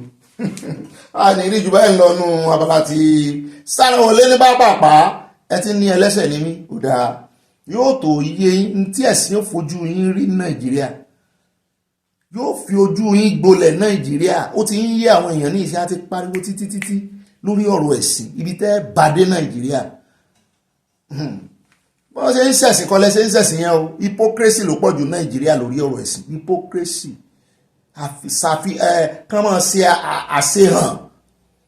gbogbo ṣọ́ọ̀ṣì tẹ́sí lẹ́yìn lọ ọ̀pọ̀lọpọ̀ ìbẹ̀rù bójú lẹ́ fi ń lọ ọjọ́ tọ́lọ́ ń bá dẹ́lòmíì ló ń báyìí tó lówó tó ní ọlá kò ní dé ṣọ́ọ̀ṣì mọ́ ìbẹ̀rù bójú àwọn prayer point tán kí ni mo pray fún yín ẹ lọ gbọ́ àṣírí lẹ́nu ọba Solomon ní rí ìgbẹ́ lọ́nà ọba lásán wọlé ní pápá yá ó yá bẹ́ẹ̀ wọ́n lè òdìdè ṣe gírí mọ̀jẹ̀ káwé gbọ́ wá gbé àwọn èèyàn wá débẹ̀ náà abala comment section abala àwọn olólùfẹ́ wa. ẹ káàbọ̀ sínú abala èèyàn olólùfẹ́ wa abala yín rèé gbogbo ohun yín láàmú gbé sókè báyìí o at Ayọ̀ Ọlá Babátúndé wọn ní ìlú ìyá tèmi apá Owódé obìnrin máa ń jọba o Yorùbá nation no going back nílẹ̀ Yorùbá ibo lápá Owódé wà wọ́n lóbìnrin ń jọba o ọmọ obìnrin òkè ọmọbìnrin máa ń jọ sí ọmọ obìnrin àbọ̀mọbìnrin sí ọmọ tóbìnrin bí àbí ọmọbìnrin ẹ bá ń ṣàlàyé lẹ́kùnrẹ́rẹ́ bẹ́ẹ̀ náà ni Àtìmọ́dúpẹ́ Adénúgà wọ́n ní I have been a victim of the same issue when I was in Nigeria mobile at Anthony ó ṣe wá jẹ́ gbogbo lépo mobile náà ń fẹ̀sùn kàn báyìí Lagos State at Ọlá Adéwálé wọ́n ní abálájọ tí ẹ̀rí ọkàn fi pòórá Ọ̀gbẹ́ni Bobby àwọn èèyàn lẹ́rìí ọkàn mọ́ bá mi. ìyá mòró múbọ̀ ẹja ọ̀sán wọ́n ní Ọ̀gbẹ́ni Bobby mi tòótọ́ my darlington akínmàmá Fatima kú ọjọ́ ìbí o Pastor Remote ti fi orí gbálẹ̀ láti kékeré o USA lọ́hùn-ún èmi ò bá dádì wa wí o ó mọ ráìtì ẹ̀ ní o wọ́n tẹ́lẹ̀ bù sí arẹpẹtẹ yóò dá fún ìyá mi mo ní wáìntì. bẹ́ẹ̀ ni ìyá wa Mọ́tilọ́lá Kọ́mọláfẹ́ wọn ní àyà okú àwẹ̀ o ẹ̀mí tó bẹ̀rẹ̀ ni ó síká o ṣé ọ̀gá rẹ̀ ò bá ẹgbà àwẹ̀ ní ń bo Bobby àwọn mùsùlùmí alálàáfíà wà o ṣùgbọ́n àwọn burúkú wọn ló pọ̀ jù tí àlàáfíà lọ òtítọ́ ni ọ̀rọ̀ VDM Portable àti lẹ́gẹ́ kan ń hó lásán ni o. ìyá wa mo láìpẹ́ sí kó gbọ́ ẹ̀pọ̀ láàrin láì márùn-ún yóò dáa fún yín àgbàlagbà ni wọ́n o wọ́n sì ń tẹ̀lé òfin lórí ìkànnì àjọ fi ẹnu kò sófin ni bó bá ti ju 5 lines lọ àní lò bẹ́ẹ̀ náà ni àtìmọ́dúró de olúwa àwa náà dúró de olúwa o wọ́n ní ọ̀gbẹ́ni Bobby ní agbára ọlọ́run ẹnikẹ́ni tó sọ pé ọwọ́ ìnàkí ni ọwọ́ tí Abdulrahman pa ní agbára ọlọ́run gbogbo ọmọ ẹni tí ẹni náà bá bí wọ́n ṣe pa Hafsat ni wọ́n máa pa gbogbo ọmọ tó bá bí láṣẹ ọlọ́run àmín. Ìyàwó Victoria Badejo wọ́n ní good day Mr. Bobby, American loves exploring and give it to them. The two scientists in the space are doing fine. Yorùbá nation no going back wọ́n tẹ love rẹpẹtẹ sí a ẹ ṣe ìyàwó tẹ gbé wa débẹ̀. Àti ìyàwó àárín adé wọ́n ní hello Mr. Bobby wọ́n fi space ilẹ̀ rẹpẹtẹ mo rò pójú 5 lines lọ ṣùgbọ́n 6 lines ni àti ní ó pọ̀ jù 6 lines. Wọ́n ní the SP's wife referred to him as loving and responsible. I can see a man who is vengeful. VDM is very correct. Cobwebs are causing short circuiting in his uri. Kudos to Honorable Ahmed Lawal for correcting him. What a love sí a. Wọ́n ṣe correct Akpabio tó náà ló sì ń ṣàgídí. Ìyá mi abẹ́ akínṣẹ́mọ́ ìwọ́n ní ọ̀gbẹ́ni Bobby ẹ̀kú ètò ọlọ́run ní tó ìyá mi pẹ̀lú àyà nǹkan ń bẹ o ní ìlú yẹn àfi kí olúwa sí ojú àánú wo àwọn ènìyàn tí ẹ̀ o ẹni tí ó bá ra ọjà yẹ̀pẹ̀ yóò gba ṣéǹjì òkúta abẹ́ẹ̀rí òkúta yangi ó ta lẹ́nu o wọ́n lọ wọ́n tẹ lọ́ọ̀fù sí a. Ìyáwó Olúfúnkẹ́ Fájímọ́lú wọ́n ní Bobby ohun tí Fárótìmí ṣe sọ pé àwọn judiciary Nàìjíríà ò gbádùn rèé o 10 years nìyí tó ti wà nínú àhámọ́ ìyàwó rẹ̀ ti fi sílẹ̀ lọ àwọn human rights láti ìlú òyìnbó náà ni wọ́n ń tọ́jú àwọn ọmọ ọkùnrin yìí àwọn adájọ́ wọn ò rí Fúlàní dá lẹ́jọ́ o imagine tán ti dájọ́ ọkú fún wọn fìyà jẹ 10 years rèé tán ti ń lọ tán ń bọ̀ bí ilẹ̀kẹ̀ dì ní kó sọ́wọ́ Nàìjíríà o bẹ́ẹ̀ náà ni ìyàwó Dorcas Kazeem wọ́n ní ó Bobby ìbàlẹ̀ jẹ́lì kí láti máa ṣe ti Nàìjíríà yìí sí o kò yé wa mọ́ o ìgbéníyàn pa yìí ti pọ̀ jù Ọlọ́run tètè gba Yorùbá nation fún wa wá mí o àṣẹ Ìdùmarè ire o wọ́n tẹ lọ́ọ̀bù sí àwọn kó gúgú rẹpẹtẹ sí lẹ́gbẹ̀ẹ́. Bàbá wa Kẹ́hìndé wọ́n ní àkúkú ìbísàn sẹ́ràdàràdà Yẹmisí Maxwell from Eastern Texas òwe tí mi ò rántí lánàá àkúkú ìbísàn sẹ́ràdàràdà.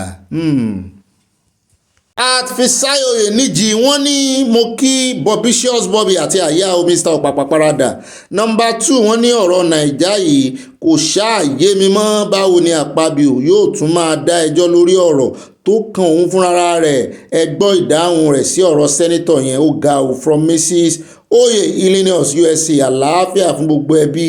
agboolé aláyọ̀ wọn tẹ lọ́ọ̀fù rẹpẹtẹ lọ́ọ̀fù yẹn ló jẹ́ kí mẹ́sẹ̀gì yín wọ 7 lines ìbàjẹ́ bẹ́ẹ̀ n ò bá ní kàṣùmọ́ wọn ò lè mí sí lọ́ọ̀fù yẹn. Àtìmísọ́lá pé wọ́n ní the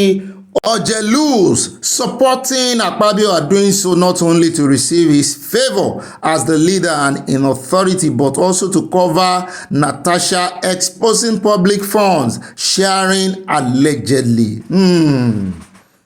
Ẹ ṣe ìyàwó àwọn tẹ lọ́ọ̀bù sí a o Nàìjíríà lẹ́rí yẹn o.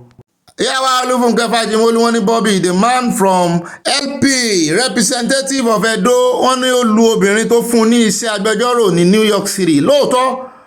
ó gbé owó sá wá sí Nàìjíríà bẹ́ẹ̀ náà ni Bàyàbẹ́àmílà náà gbé owó sá wá sí Nàìjíríà láì ṣe iṣẹ́ agbẹjọ́rò tí wọ́n gbé fún ní Amẹ́ríkà lóòótọ́ mi ò gbọ́rọ̀ ìrísà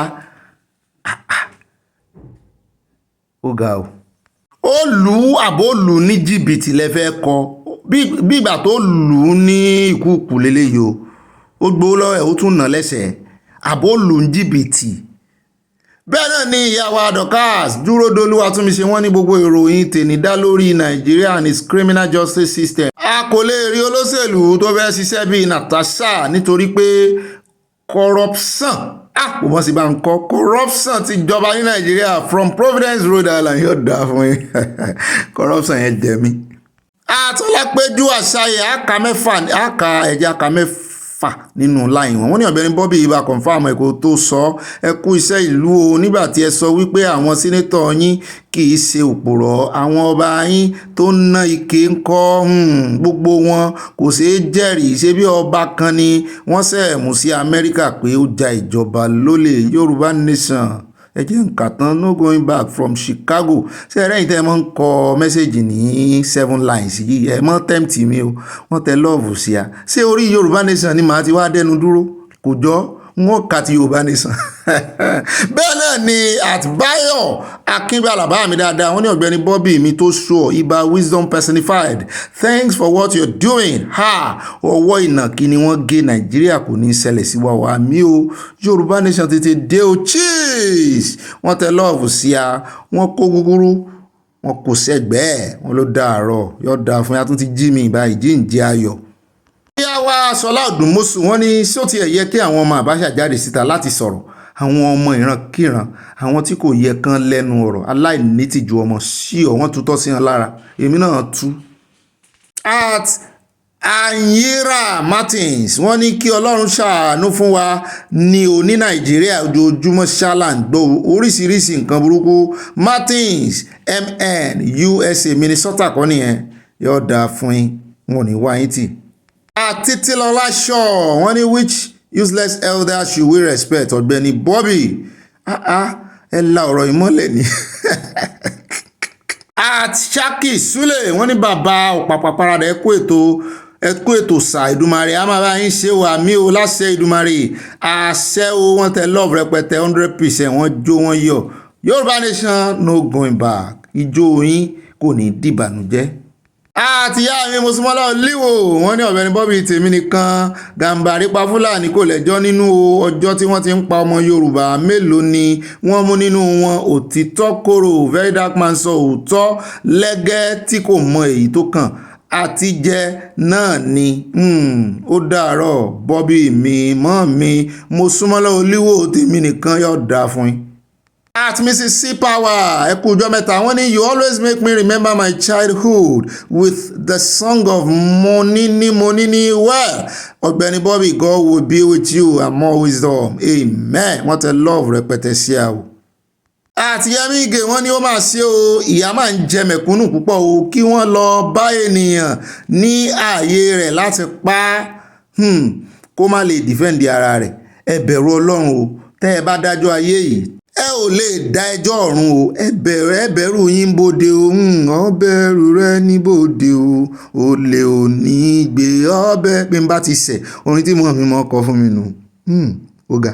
Àti yàwá Janet Adégbẹ̀dẹ wọ́n ní Ọ̀gbẹ́ni Bobby tó gbáskì ó kú iṣẹ́ o àṣeyè lẹ́ máa ṣe wà mí o wọ́n ní ṣé wọ́n fi ṣe àwọn ọmọ ayé ìsìn ni ẹ máa fi ìṣẹ́ sayọ̀ gbogbo wọn ló lọ́wọ́ ń bẹ bí Nàìjíríà ti dà lónìí gbogbo wọn náà lọ́wọ́ ń bẹ ẹ jẹ́ kí gbogbo wa ní ìpinnu rere iléyá o ọmọ Oòduà iléyá ilé màá yá o wọ́n tẹ lọ́ọ̀fù sí a o wọ́n gbé gúgúrú kan sí lẹ́gbẹ̀ẹ́. At Ọlábọ̀dé Ọlájúwọ̀n bá mi ní tí a bá ti parí ààwẹ̀ à ń lọ sínú space Ọ̀gbẹ́ni Bobby mi ò bá ń lọ o. At Emmanuel Adeoye so ti wá wọ́n ní Ọ̀gbẹ́ni Bobby ní a ó rán lọ sínú space kí àyà má lọ o wọ́n tẹ love fún Bobby bẹ́ẹ̀ ni wọ́n tẹ gúgú rẹpẹtẹ fún àyà àti gbogbo lè rọ ẹ̀yin láàrán lọ àyà gan lòun ò lọ ẹ̀yin ní kẹ́ ẹ lọ kẹ́ ẹ wá sọ tójú yín rí mbẹ̀ ìfẹ́ tẹ́ ẹ tẹ̀síwáyé ti tó wa ẹ̀yin ẹ lọ nú space yà ẹ. Bẹ́ẹ̀ náà ni at Integrity wọ́n ní brother Bobby you are bad we sang monini back in my elementary school days from the way you presented the song it means I'm far older than you àmọ́ UK yọ̀dà fún yín ẹ̀gbọ́n mi ni ẹ mọ́wọ́ ẹ̀gbọ́n wa. At Oris Oriola mi ní bá sojú abẹ ní kó àní ẹja ti bàjẹ́ láti orí lórí ọ̀rọ̀ Nàìjíríà báwo ló ṣe jẹ́ pé Akpabio ló máa lu àmà mọ́lẹ̀ lórí emotion àwọn senators tó kù lórí ọ̀rọ̀ Natasha ìyẹn náà ló sọ bẹ́ẹ̀ Oriola Oris from Dallas Texas yọ̀dà fún ìgbà mi wọn ò ní wá ẹ̀ tì. At Juliet Ayẹni mọ́ mi ní Ọlọ́run ti gba ilẹ̀ Yorùbá fún wa díẹ̀ ló kù a ò dákẹ́ àdúrà Yorùbá Nation no going back ìyáàfin Juliet Daniel láti Easton Texas yóò dá fún ìyá wa. At Vikayo Victor wọ́n ní Ọ̀gbẹ́ni Bobby may I know if there is any store to food in the space to feed those in space let Aya go to space to verify yóò dá fún Aya yàrí o wọ́n tẹ́ lọ́ọ̀fù sí a wọ́n kó gúgúrú lè rè o wọ́n mọ̀ jẹun bẹ́ẹ̀ àwọn tó sá lo oṣù mẹ́sàn-án nǹkan kan náà mọ̀ jẹ wọn sáà ní ìlànà sátẹ́gùn. At Alhaja Mistura wọ́n ní chief imam Ìbàdàn ní olórí imam ilẹ̀ Yorùbá o Abdul Ganiyu agbọ́ tọmọ kékeré mo rò pé wọ́n ní bàbá yẹn ní ìmáàmù àgbà ilẹ̀ Yorùbá ìmáàmù àgbà bóyá wọn fi ilẹ̀ Yorùbá ọ̀tọ̀ ní ìmáàmù àgbà ọ̀tọ̀ ní ìmáàmù àgbà ilẹ̀ Yorùbá àbí. At Adésọlá Ọládèjì wọ́n ní ìran Fúlàní ajagunbalẹ̀ ni wọ́n ilẹ̀ onílẹ̀ sí ni wọ́n máa ń gbà torí wọn ò ní ìlú kan inú igbó ni wọ́n máa ń gbé láìsí ọ̀bọ òótọ́ wọn nílùú o. At ìyáwá Hope Alive with Evangelist Olúbùnmi wọ́n ní ibà àròyìn kú iṣẹ́ o mọ́ mi mú kí n ya Jésù yóò dáa fún yín. Bàbá Fọlọ́run sọ́ta ní mọ̀lá wọ́n ní Ọ̀gbẹ́ni Bobby we Yorùbá freedom Yorùbá nation no going back God bless you and àyà wọ́n tẹ love sí a o mo fi gúgúrú wọn náà jíṣẹ́ o. Ìyá mi Dorcas Jálò wọ́n ní mo mísì ìròyìn àṣálẹ́ ìjẹta àtàná mo lọ bá láyọ̀ kan yọ ní ayọ̀ òsì ní tán létí náà ènìyàn mi pàtàkì tó ṣe ọjọ́ ìbí 60 ọdún 60 years birthday wow ẹ mọ̀ bá kí wọn o kan fi kéèkì tí a náà ránṣẹ́ àbí gbogbo ilé. Ìyáwá Olúṣọlá Adébáyọ̀ wọ́n ní ẹnu òkúrọ̀ ìṣẹ̀jẹ̀ onídòkúdò ní bàbá tí àbí bàbá dì ní ọ̀gá ìyàwó tó wá gbé ìdìlọ bá ìdí tó kù nílé ọkọ rẹ̀ torí bá ẹni ẹlẹ́ni ńkọ́ torí ń ṣe géèmù wèrè kan èmi ò tiẹ̀ mọ̀ tí ń jẹ́ géèmù truandia géèmù tá a máa ń ta ojú ludo draft ata káàdì swot eléwé ń jẹwé ẹ̀wọ̀n àárẹ̀ ń ta gẹ̀ ń fi bọ́dì ara yín ta géèmù n ò gbọ́ rí o ṣé bọ́dì náà ló wá yẹ̀yẹ̀ tó bá wọn. Ìyá mi Mina Noya wọ́n ní my brother Iba allegedly how is work today sir Daddy Bobby Yorùbá nations no going back much love for you sir from Libya Benghazi much love for you too wọ́n tẹ love sí a. At BJ Ponda wọ́n ní àwọn mùsùlùmí gidi nìyí o abẹ́ẹ̀rí gbogbo àwọn mùsùlùmí tá a lò lórí ètò lánàá mùsùlùmí alálàáfíà ọmọ ọkọ ni wọ́n ìsọ máa lè. At Adúnní Ayọ̀ọ́lá wọ́n ní Yorùbá nation no going back wọ́n tẹ love rẹpẹtẹ iwájú lọ̀pá ibi tí ń ré sí. At Oyeyemi Sàlá wọ́n ní ẹ̀kọ́ ètò Ọ̀gbẹ́ni Bobby ẹjọ́ ṣé ìnàkí ń gbé inú ilé Ramoni ní àbí àmọ́nú igbó tí ìnàkí ti yọ sí o. Ọyẹ́ àti ìgbàbọ̀dé Ọlọ́run á bò wọ́n gbogbo àwọn àfiẹ̀mí sọfọ́ Ọlọ́run ní bò wọ́n ẹ ṣe mistake ń tẹ́ ẹ̀kọ́ yẹn. At Tóyìn Adéníyì wọ́n ní ibà gbéwà débẹ̀ ibà làákànlẹ̀ àkókò bí sọ̀sẹ̀ rádaràdà ní owó yẹn o ẹkú iṣẹ́ takuntakun kò ní rẹ̀yìn lórúkọ Jésù àmì ó yọ̀dà fún yín ẹ ṣeun ẹ pàkíyèsí mi sí wọn ò rántí òwe yẹn lánàá ni. At Kúkú Adéyínká wọ́n ní adóniláyà ò jẹ̀bi o aya ẹni ní ká kìlọ̀ fún ibà gbéwà débẹ̀ Yorùbá nation no going back àwọn tẹ lọ́ọ̀bù sí a bẹ́ẹ̀ náà ni wọ́n kó gbogbo ṣe mí náà sọ bẹ́ẹ̀ pé kí ni ẹ̀bi tí bàbá tí ń bẹ̀ ebo rọ̀fẹ́ ni bó ti jẹ́ pé lọ́dọ̀ ti àwọn ológo ìlóbó ọ̀fẹ́ ṣùgbọ́n òun náà rọ́fẹ́ ni ó ti kán lù báyìí kò sí mọ́ tó kán lù. Oní nǹkan wá ń bínú Mr. Lande ó jẹ́rìí ìwà ìyàwó mi. Bẹ́ẹ̀ náà ni at ìyá Michael Junior wọ́n ní èmi ni Tóyìn ìyá Michael amọ̀yìn dáadáa tún yín mọ̀ wọ́n ní also known as hallelujah láti Sùúrùlérè Ọ̀gbẹ́ni Bobby ibà gbọ́mábí wọn ìyàwó Lande kò máa ní ojú tí Lande gan kò gbádùn bàbá tí orí rẹ̀ gbogbo wọn lẹ́rọ̀ lù. Lande ṣé bí ìyàwó ẹ ló yẹ kó bá jà ó gbọ̀n rárá abẹ́ẹ̀rí ń táwọn ayé ń sọ náà nù. Bẹ́ẹ̀ náà ni at Olúwọlé Bákàrẹ̀ wọ́n ní ọ̀gá àyà òótọ́ ni ọkùnrin yẹn ń sọ o ó ti ṣẹlẹ̀ sí mi nígbà tí mo lọ sí Nàìjíríà even nílé epo mìíràn máa ń ta omi sínú táǹkì epo bẹ́ẹ̀ ni o ẹ fura o Yorùbá nation no going back Olúwọlé from Dallas Texas.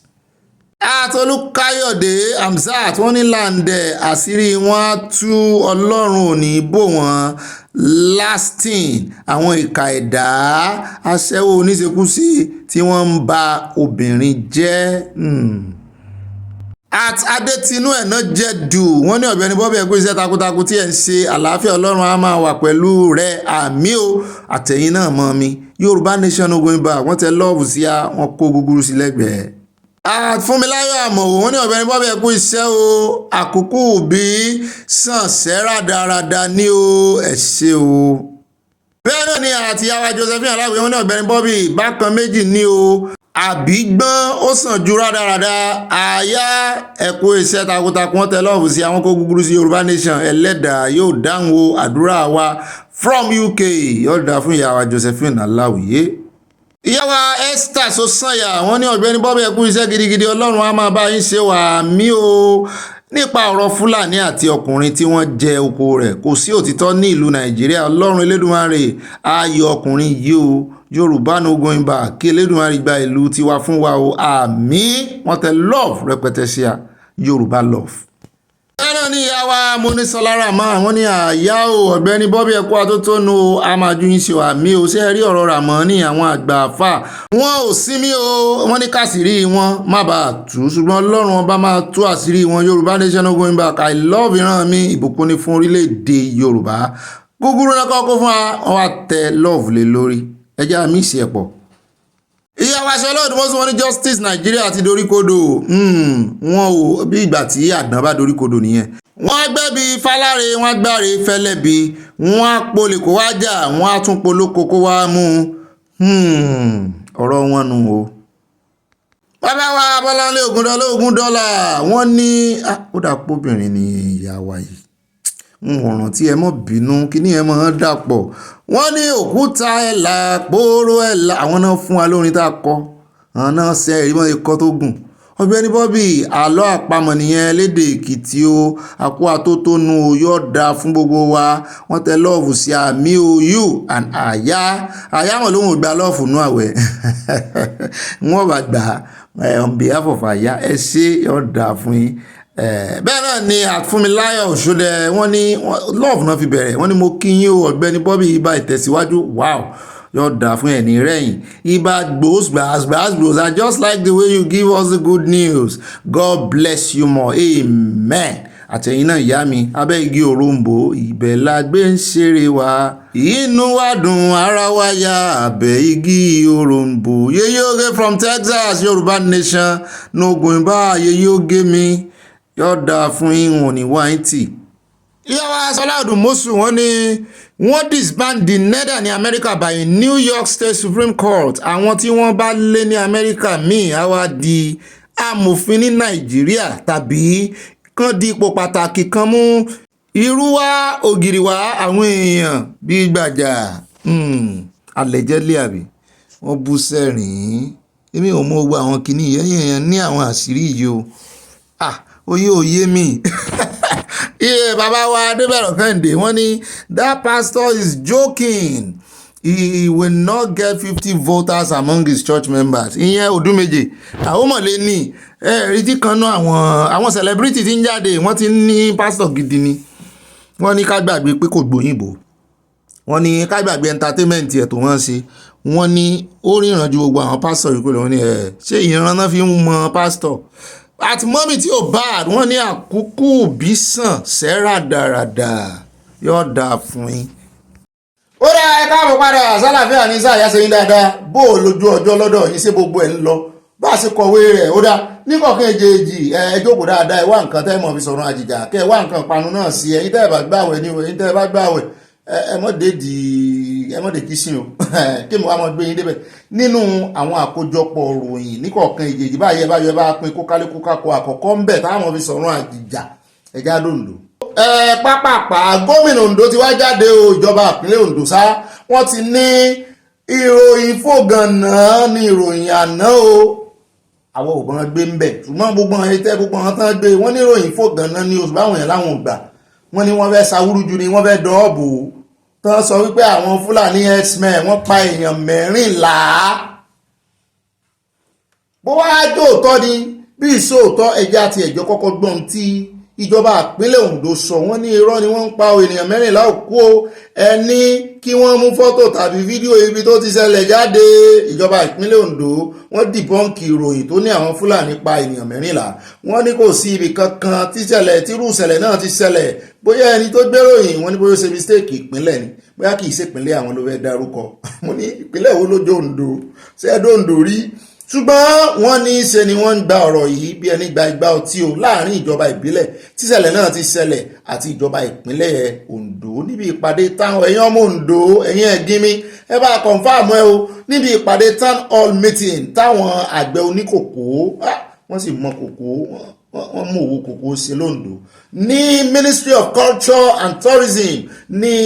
Mrs. Adegbile Àkúrẹ́ Adékẹ́misọ́lá sọ pé àwọn kọlọ̀rọ̀ sí ìgbà àlà ìyẹn báńdìrì Ẹdó sí Ondo wọ́n nígbà ibẹ̀ náà gbà wọlé túmọ̀ náà ni pé wọ́n ní gbogbo agbègbè tọ́rọ̀ ti ṣẹlẹ̀ agbègbè ibẹ̀ yẹn ló ti ṣẹlẹ̀ gbogbo èyí tẹ́ bá mọ gbogbo agbègbè ibi tí Ẹdó ti pa àlà pẹ̀lú Ondo wọ́n níbẹ̀ ló ti ṣẹlẹ̀ wọ́n ní arákùnrin kan tórúkọ rẹ̀ ń jẹ́ Sunday náà ní ìṣẹ̀lẹ̀ náà ó sì ojú òun ló ti pẹ́ náà ti máa jẹ̀yà lọ́wọ́ àwọn aráabí ó ní ènìyàn tó 40 ni wọ́n ti pa in total pé 14 náà ṣe é pa lóòótọ́ pé ó tó 40 tán ti pa lábúlé àwọn bẹ́ẹ̀ náà ni wọ́n ní àwọn ọlọ́pàá Ondo náà wọ́n kín ọ̀rọ̀ ìlẹ́yìn ohun ni kí ló wá dé tíjọba ìbílẹ̀ tá a wá ló sọ̀rọ̀ ta ní ránṣẹ́ nínú ta ní gómìnà ránṣẹ́ tán ní ó wá jáde wọ́n ní ẹnìkan tó jẹ́ security tó jẹ́ senior special assistant to the governor lórí ètò ààbò security matters Olúgbéngà Àtìbà wọ́n lòun ló sọ bẹ́ẹ̀ ó ní irọ́ àti pé àwọn kan fẹ́ mọ̀ọ́mọ̀ kó ẹ̀rù sí ọkàn àwọn aráàlú àtàwọn potential investors tán fẹ́ kówó wá dúkòwò ní Àkúrẹ́ mo ní àbọ̀dá ẹ jẹ́ ṣe iṣẹ́ ìwádìí yín dáadáa a mọ̀ pé ẹ̀yin náà ń dáàbò bo iṣẹ́ yín ni ẹ̀yin lẹ́ ń ṣe ojú tó lé ojú tó kó fún gómìnà lórí gbogbo ọ̀rọ̀ dáàbò bo ìlú ṣùgbọ́n ẹ ṣiṣẹ́ ìwádìí yín n tó múlé iṣẹ́ ọlọ́pàá sọ pé òótọ́ ni wọ́n fọ̀rọ̀ tó àwọn létí pé àwọn ti ẹ̀gbẹ́ bọ́dì àwọn tó kú kí ló wá dé tẹ̀yìn wá ní ibi tó ti ń fa ọ̀rọ̀ yìí tó ti ń fà tó ń gbà bí ẹni gbàgbá ọtí pé òótọ́ ni kì í sóòótọ́ èmi náà sì ń sọ mo ní ó ti ẹ̀yẹ kí kárí fọ́nrán èyí tó ṣẹlẹ̀ ń ṣọ́ọ̀ṣì ní Ondo lákùrẹ́ lẹ́yìn ọjọ́ sí a rí fọ́nrán rẹ̀ kí ló wá dé tà ní rí fọ́nrán ilé ibi láti ń sọ̀yún lọ ibẹ̀ láti gbọ́ tí wọ́n sọ wípé lóńdó pé wọ́n tún ti jí àwọn sọ̀víọ̀ 9 lọ òun ni ṣé irọ́ tún lélẹ̀ àbó òótọ́ a rí fọ́nrán eléyìí o píktọ̀ rẹ̀ náà lẹ̀ ń wò òun níbi tí àwọn abiyamọ àwọn ìyàwó wọn àwọn ọmọ wọn àwọn ìyá wọ́n ṣe jáde nù wípé ewé wọn kéwé dání pé ìjọba ìpínlẹ̀ Ondo ẹgbà àwọn o inú bí wọn jáde ni o wọ́n ní kán tètè wá bọ́n ṣe máa gba àwọn 9 sọ̀víọ̀ ni wọ́n ní Owódé ìlú ààbò ní Àkúrẹ́ South local government area wọ́n níbẹ̀ ni wọ́n ti kó àwọn ará bí yìí o wọ́n sì ní àwọn agbébọn ló wọlé wá tó wá kó wọn lóko wọn o wọ́n demonstrate dé ọba Adésídà road wọ́n kọ̀ sí traffic rẹpẹtẹ ìkànnà àwọn tí ń ṣe ẹ̀wùnú yìí tí ń fẹ̀wùnú hàn Comfort Afọlábí tó jẹ́ wípé ẹ̀gbọ́n rẹ̀ wà nú àwọn sọ̀víọ̀ tàn gbé ó ní àwọn ajínigbé ó ní wọ́n ti ẹ̀ ń béèrè 50 million naira gẹ́gẹ́ bí terms and conditions ṣùgbọ́n later ó ní wọ́n tún ti sọ di 100 million naira ṣé fún gbogbo àwọn mẹ́sẹ̀ẹ̀sán ni àbí fún èèyàn kọ̀ọ̀kan kò yá o. ó ní àwọn tí ń bẹ̀ wọ́n rawọ́ ẹ̀bẹ̀ sí wọn wípé kán jọ̀ ṣùgbọ́n ó ní wọ́n rìlíìsì àwọn èèyàn àwọn o ó ní wọ́n ní àfi táwọn bá pay táwọn bá san full amount mo ní wọ́n sì ṣe ẹgbẹ́ ọmọ Ondo kan ní ẹgbẹ́ ọmọ Ondo kan táwọn fi ilẹ̀ ni pírẹsidẹ̀ntì àwọn youth Afẹ́nifẹ́re mo gbọ́pọ̀ ọmọ Ondo ni ó sì wá jẹ́ ọmọ Ondo náà ń gbé báyìí kàkà kíjọba wá dìde kán rí sọ̀rọ̀ yìí wọ́n ń dìbọ́ǹkì káàkiri wọ́n wá ní commissioner of police Wilfred Afọlábí wọ́n ní wọ́n ti acknowledge ọ̀rọ̀ yìí o wọ́n sì sọ wọ́n ní ara àwọn táwọn ń bá fínra wọ́n ní ara àwọn nǹkan tí ó ń bá wọn fínra nu wọ́n ní the issue of kidnapping is a serious concern and wọ́n láwọn sa ipá àwọn níbi tí ipá àwọn mọ wípé láti dojú ìjà kan ṣùgbọ́n however àwọn nǹkan táwọn ò fi dojú kọ wọ́n ní ó kù díẹ̀ káàtó torí wọ́n ní omi pọ̀ jọkà lọ́mù ní ó dá ìpínlẹ̀ Ondo ó nù ó ẹ̀sùn kọ̀ǹfàmù eléyìí o bóyá òótọ́ ni àbírọ́ nítorí èmi ò mọ kí nǹkan jáde kẹtì yá sáré mọ́ politicize ẹ̀ àwọn kan ní àwọn opposition ní àwọn kìíní ẹja kò ń bẹ̀gàrí ẹja dé ọ̀dọ̀ Natasha ilé ìgbìmọ̀ asòfin wọ́n ní wọ́n ti dá ẹ̀ṣẹ̀ ńlá èmi kọ́ mo sọ bẹ́ẹ̀ wọ́n ẹ gbọ́ orúkọ ẹni tó sọ bẹ́ẹ̀ sáànù ni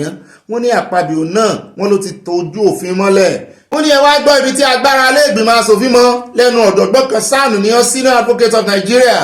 ó ní irú ẹjọ́ yìí ti wáyé rí tí ilé ẹjọ́ Supreme wọ́gi lé nílé ìgbìmọ̀ asòfin tán wọ́gi lé ẹjọ́ yẹn nípínlẹ̀ Kogi ṣùgbọ́n ṣé irú rẹ̀ lè ṣẹlẹ̀ lọ́dọ̀ àwọn alágbára ilé ìgbìmọ̀ asòfin Senate lókè lọ́hùn ká tó gbọ́rọ̀ lẹ́nu bàbá wa ẹ̀ ẹ jẹ́ ká sáré gbọ́ bí àwọn sẹ́nétọ̀ kan tó jẹ́ ti ṣáìdì Akpabio wọ́n sì ń pariwo tán tutọ́ sókè tán fojú gbà tí wọ́n ní ọ́pọ́nẹ́ǹtì ló rán Natasha ṣẹ́ mo ní ó ti dọ̀rọ̀ ọ́pọ́nẹ́ǹtì báyìí àbí ó dà ẹ jẹ́ yín ṣù ẹ bá ń tẹ̀sí ilé agbẹ́rẹ́ já gbọ́rọ̀ lẹ́nu àwọn tó ní ọ́pọ́nẹ́ǹtì ló rán Natasha ṣẹ́ ká tó wá dọ́dọ̀ SAN torí ìjà yìí ti fẹ́ di ìjà àwọn asòfin àtàwọn amòfin ta ni ó wà kógojá ta lọ̀gá nínú àwọn méjèèjì ẹ bá ń tẹ̀sí ilé agbára. She's being used by the opposition now, it's very clear. By the opposition where? In the Senate? Of course. She's being used by the opposition outside the Senate. Okay, not inside the Senate. Not inside the Senate. What do they want? They want to destabilize the Senate. An opposition will always look for a way to distract the government. It's normal. You can see what the former Senate president says in Tosaraki. We expected him to advise the lady. He has been a presiding officer. And when the current presiding officer, Senator Akpabio, acted this way, he resisted him and insisted that he does the right thing. And Senator Akpabio, being a normal person, realized his mistakes and tendered public apology in the chamber. So we expected the former Senate president to directly advise the lady that what she's doing is against the rules of Senate. But he abandoned the issue to start playing to the gallery, playing politics.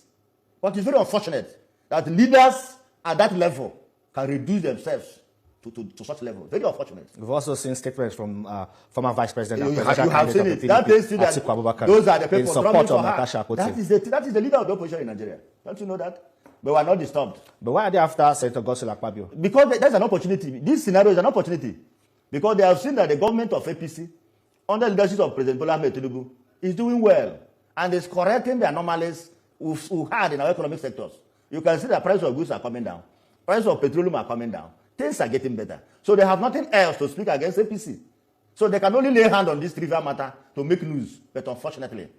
we're ahead of them. Wọ́n náà lẹ́sìn báyìí gbogbo nǹkan ni wọ́n máa ń fi òṣèlú wé ẹjẹ́ kò lọ́dọ̀ tí ẹja rí kílẹ̀ expect kò sọ tẹ́lẹ̀ ọmọ APC ló ná orí àwọn opposition náà fẹ́ dálé èèyàn ní wọ́n fẹ́ harass òun ẹ̀ ń dá lórí opposition ẹjẹ́ gbọ́dọ̀ SAN lọ tí wọ́n tú àwọn àṣírí wọn tí wọ́n sì sọ gbogbo bí ìgbésẹ̀ wọn ṣe mẹ́ẹ̀ nílé ìgbìmọ̀ asòfin. The answer of no is so notorious that even the deaf by now should have known that the power to suspend a member of parliament have consistently been pronounced upon by our superior courts of records, including the Supreme Court of Nigeria, the Apex Court. I have the privilege, for instance, to have stood in for a member of Kogi State House of Assembly who was suspended for moving a motion that the then government was unable to pay salary for his people. He was threatened with suspension. He went to court, and indeed to show the audacity of arrogance of a violation of our laws, the parliament then suspended him from his legislative duties and stopped his salaries and allowances. And so we were angry. We went to court. My Lord, the Honorable Justice Josiah Majebi J, as he then was, now Chief Judge of Kogi State, saw his way clear and declared that no member of the legislative houses of assembly can be suspended or restricted from performing his legislative duty on account of internal rules of parliament. The Kogi State House of Assembly was not satisfied with that decision, appealed to the Court of Appeal. The Court of Appeal said that the procedure that I employed in commencing the action, which was originating in someone, was wrong, and so remitted the case back to the Chief Judge of Kogi State for the matter to be commenced by writ of summons. I was not satisfied, my client was not satisfied, and so we approached the Supreme Court. And the Supreme Court, in the case of Elder Friday Sani versus Kogi State House of Assembly, reported in 2019, Law Pavilion Electronic Report, came down heavily and made a pronouncement. And my Lord, the Honorable Justice Walter Onoge, JSC then, as he then was, later CJN, now retired, was profound in his view. And my Lord held, and I quote, "And I am of the considered view that this appeal succeeds in part, and order as follows: that the judgment of the court below be and is hereby set aside, that the judgment of the trial court be and is hereby restored and affirmed, that the respondent be and are hereby ordered to pay the appellant all his salaries and allowances, emoluments and money due to him, and to allow him to resume his legislative duties forthwith." The short in that case was that the respondent, which is the House of Assembly, had no right to suspend or under any circumstance. On any circumstance, right? It was granted. But before we miss the reasons why I'm so ashamed of the circumstances we find ourselves, Senator Natasha Akpoti was accused of a breach of the rules of the Senate. Not that her petition was attended to, found to be unmeritorious. And so as of today, Charles, you and I, and all Nigerians, are in the dark as to whether or not Senator Natasha Akpoti's allegations was right or wrong. But that is beside the point. Now, Natasha Akpoti was said to have breached the rules of the Senate. Now, the Senate of the Federal Republic of Nigeria, in dealing with Senator Natasha Akpoti, committed grievous constitutional sacrilege when, first, the Senate President, who is the accused person, presided over the proceeding in which Senator Natasha Akpoti laid her petition. Two, the Senate President was the one that said, "Is there any impediment for the reception of this petition?" And the answer that I heard was saying no. The same Senate President was the one that later on presided over the proceeding in which the petition that was laid was found to be, it did not follow the procedure for laying a petition, that it was signed by Senator Natasha Akpoti, it should have been signed by another senator. The same Senator Godwin Akpabio, the President of the Senate of the Federal Republic of Nigeria, was the one that referred the conduct of Senator Natasha Akpoti to the Ethics and Privileges Committee of the House of the Senate of the Federal Republic of Nigeria. The same Senator Godwin Akpabio was the person that appointed the chairman of the Ethics Committee of the House of the Senate of the Federal Republic of Nigeria. After all said and done, the same Ethics and Privileges of the Senate of the Federal Republic of Nigeria brought in the report. Senator Godwin Akpabio was the presiding officer that determined the fate and the viability of the report. He was the one that reeled out and hit the gavel that Senator Natasha Akpoti be suspended for 6 months. Then in the second part of the motion, which I think you heard, everybody heard, was whether or not in the punishment reeled out by the person who was accused, the person who was the presiding officer, the person who was the judge, and the person to whom the report was sent to, was whether or not Senator Natasha Akpoti was to have, before she resumed her legislative duty, put in a written apology to the... I heard with my ears, and I'm sure Nigerians heard, that the nay was higher than the I, but the Senate President said the ayes have it. Why did I say so? That that procedure was more grievous than the allegation against Senator Natasha Akpoti. Section 36, subsection 1 of the 1999 Constitution, which is the ground norm of Nigeria, says that in the determination of one's civil rights and obligation, the person shall be entitled to fair hearing within a reasonable time by a court or tribunal constituted in such a manner so as to ensure its impartiality. In other words, Nigeria operates the rule of law, and under the rule of law, there are twin pillars of that law. The principles of nemo jude incesse sua. You can't be a judge in your own cause. The principle that you cannot condemn a person on hard holding utterance party. There is also a principle of law which was propounded by my Lord late Justice Philip Nnemeka Agu, that when in the governor in the governor of Lagos State by Chief Emeka Odumegwu, that where parties have turned over their dispute to a court, none of the parties should do anything to undermine the authority of the court. I am aware that in the procedure leading to the sending Senator Natasha Akpoti to the Ethics Committee and in the procedure of the House, that National Assembly took judicial notice of the point that Senator Natasha Akpoti had filed a litigation in court. Right. The same National Assembly or the Senate of the Federal Republic of Nigeria refused to acknowledge the order of the Federal High Court stopping the Ethics and Privileges Committee from proceeding with the matter. In other words, for you to see how the institution that's supposed to be the institution that makes law for us desecrated the Nigerian Constitution on primordial partisan interest, they ignore the court order. And the principles of law of considerable antiquity that I know is that no person, however highly placed, including the President of the Federal Republic of Nigeria, can sit under the comfort of his office and say that an order of court duly issued by a court is without jurisdiction. You can't say so. Right. Well, if you decide to say so, right, then it's an invitation to chaos and anarchy. ọ̀rọ̀ yìí ó máa lẹ́yìn gan-an ṣe ti gbọ́ bọ́ ṣe ń sọ ó tiẹ̀ dàbí ẹni pé ṣe la wà ń kóòtù ó ń dùn bàbá yìí gan ó ń dùn wọ́n gan ó ń ká wọn lára ń tán sọ náà ni wípé Akpabio ó ti yìnbọn lura rẹ̀ lẹ́sẹ̀ o tó bá lè yàn yìnbọn lura rẹ̀ lẹ́sẹ̀ ìtumọ̀ ni pé ó ń fọwọ́ ara rẹ̀ síra rẹ̀ ó hàn dùn ara rẹ̀ ó ń fi constitution wé rúùlù ó wá ń gbé rúùlù iléègbìmọ̀ asòfin ó ń jẹ́ kó gàba lórí constitution ó ní constitution sì lójú rúùlù lọ pé òfin tẹ́ fi dèrà yín ìlànà tẹ́ fi dèrà yín kò tó òfin Nàìjíríà ní kóòtù ń sọ ṣùgbọ́n ẹ̀yin fúnra yín tẹ́ ń ṣòfin gan-an tó bẹ́ẹ̀ ń sìn ní tófin kóòtù bá dìde. I will answer your question by asking a question. If they had respect for pendency of a case at one breath, what suddenly changed when it came to punishing Senator Natasha that they have no respect for pending matter? The rules of the Senate that I know is that once there is a pending matter in court, they should not deliberate on the matter. The question you should ask yourself and they should answer is that, was there a court order? Were they served? They acknowledge that they were served. Look, Charles, I'm very serious about this matter. The Senate President is a lawyer.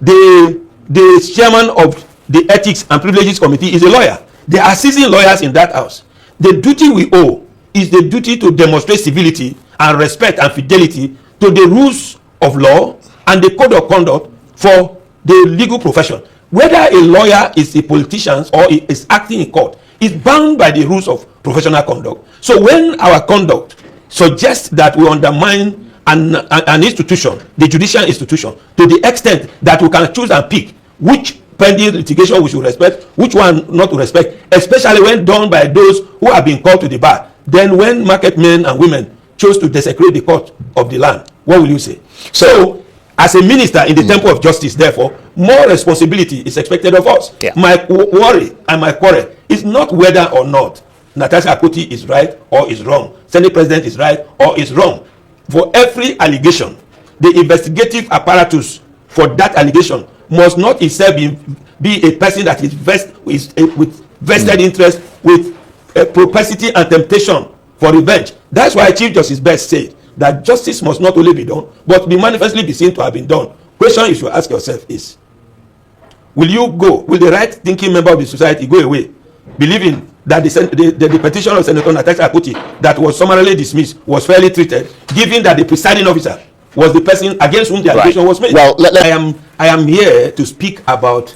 the allegations against Senator Natasha Akpoti of her insubordination, so to speak, in not accepting the sitting arrangement and speaking when not recognized. Who accused her of doing so? The Senate President.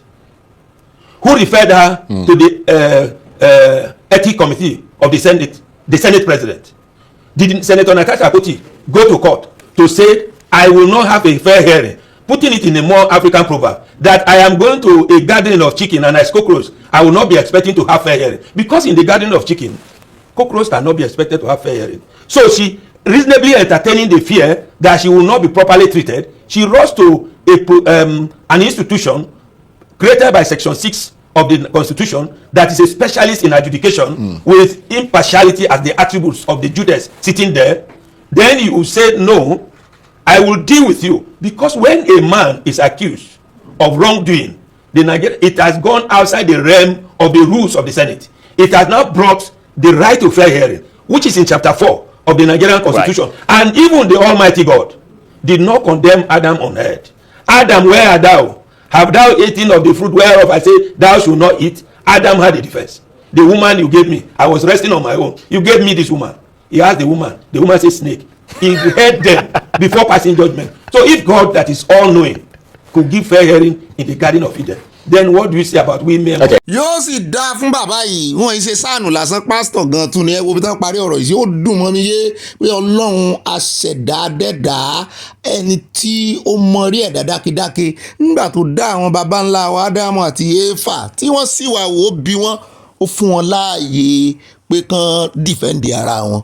pé kẹ́hìn tí mo ní ọmọ jẹ pé ọlọ́run tóbi ó lè dá sẹ́ríà ńlá fún wọn bẹ́ẹ̀ náà ni kó fìyà jẹ wọn ṣùgbọ́n wá bí wọn wípé èso tí mo ní ọmọ jẹ ọmọ ti jẹ ó sì dáhùn ó ní ìyàwó tó fún mi ni o ọmọbìnrin tó fún mi ni o ìwọ ọmọbìnrin yìí náà kí ló sí ọ ejò ni o ẹ rí pé fún wọn fi ẹyẹ rìn kí ló dé tẹ̀ wá lè fún Natasha ní fi ẹyẹ rìn. But the power that be believes, and wrongly too in my view, that they are above the law of the land. They can do anything and there are no consequences. Otherwise, if Nigeria is a country where consequences are visited on people, everyone, particularly those who have the legal training, that fail to properly guide the Senate of the Federal Republic, that what you are about doing will bring a boomerang and embarrassing effect to the nation, would have advised them and not doing so. But what do I know? Because you are accusing a member of parliament of an infinitesimal breach of your rules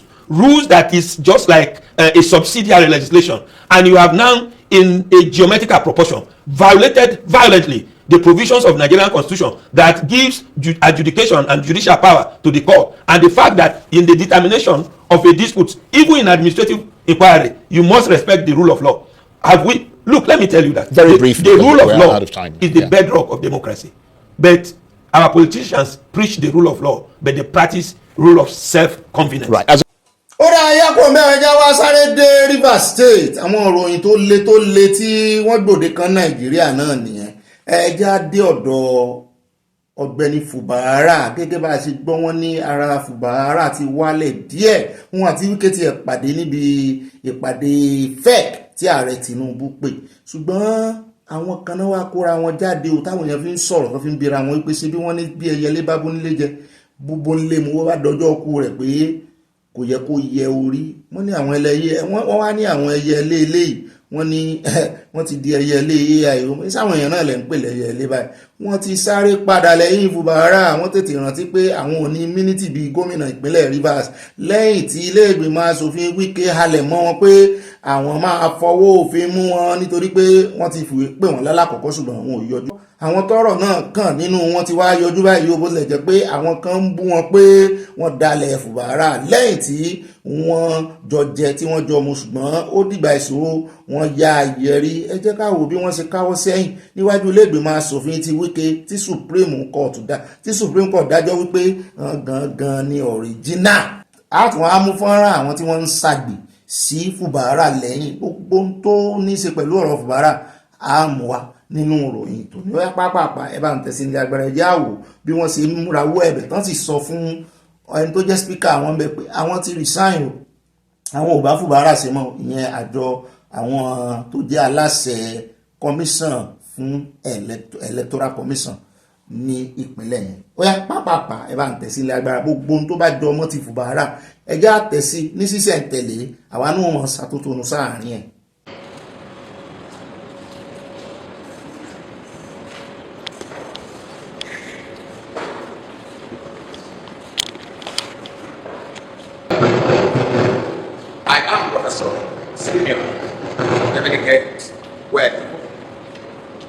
Former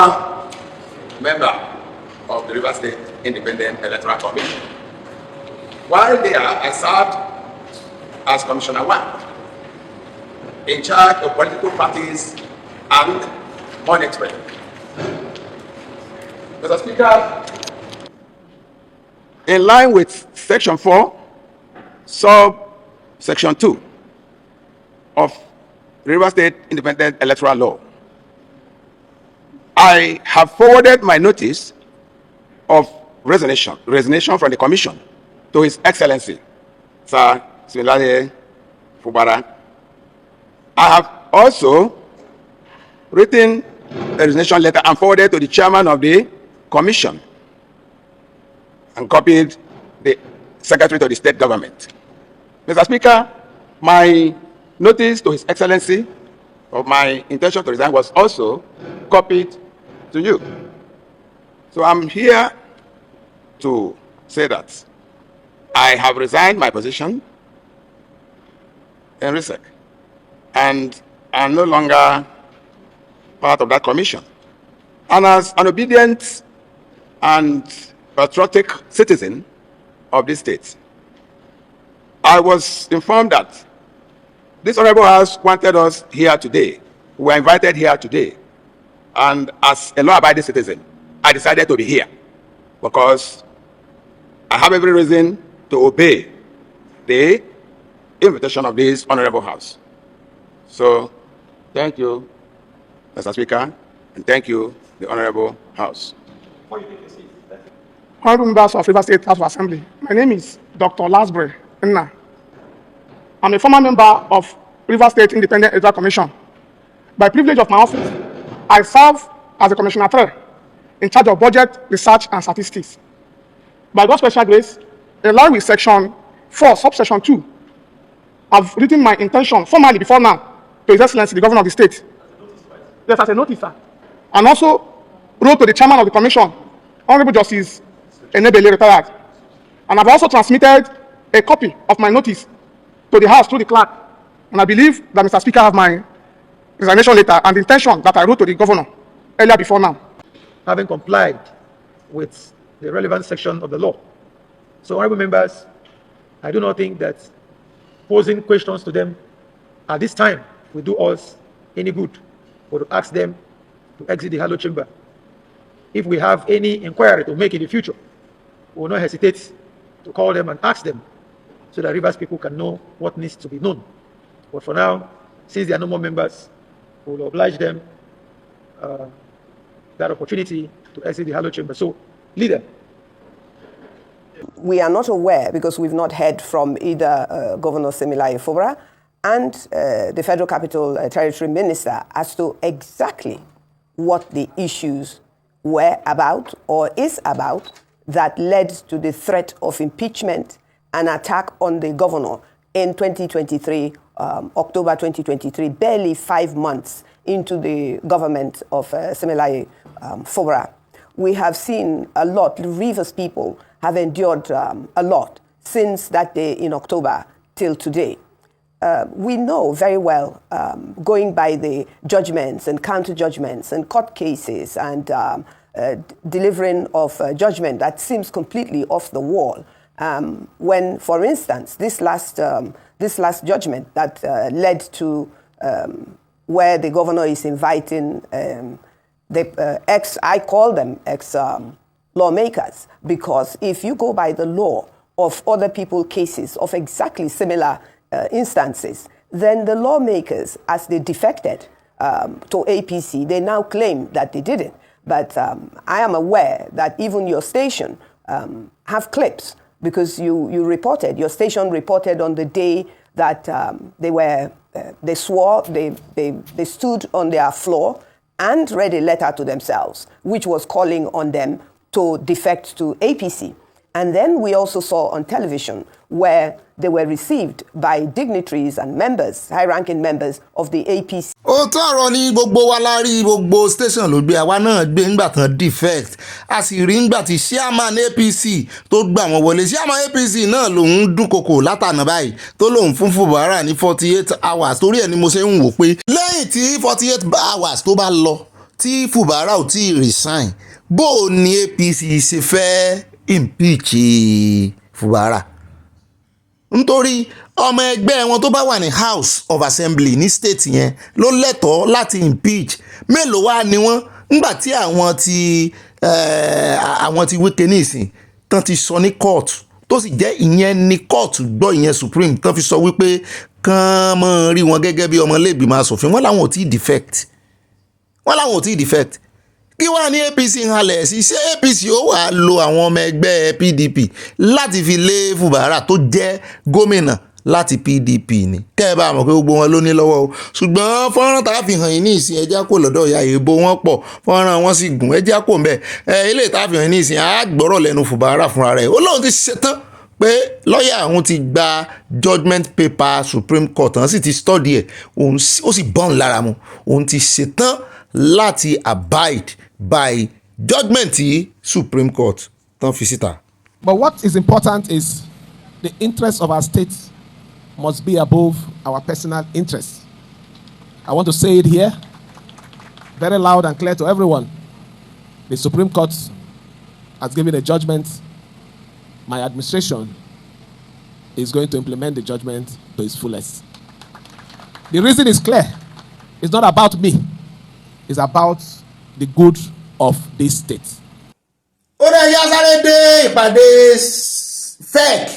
ìpàdé tí ààrẹ Tinubu pè àwọn gbogbo ìgbìmọ̀ wọn, àwọn mínísítà wà ń bẹ̀, àwọn gómìnà náà wà ń bẹ̀, àwọn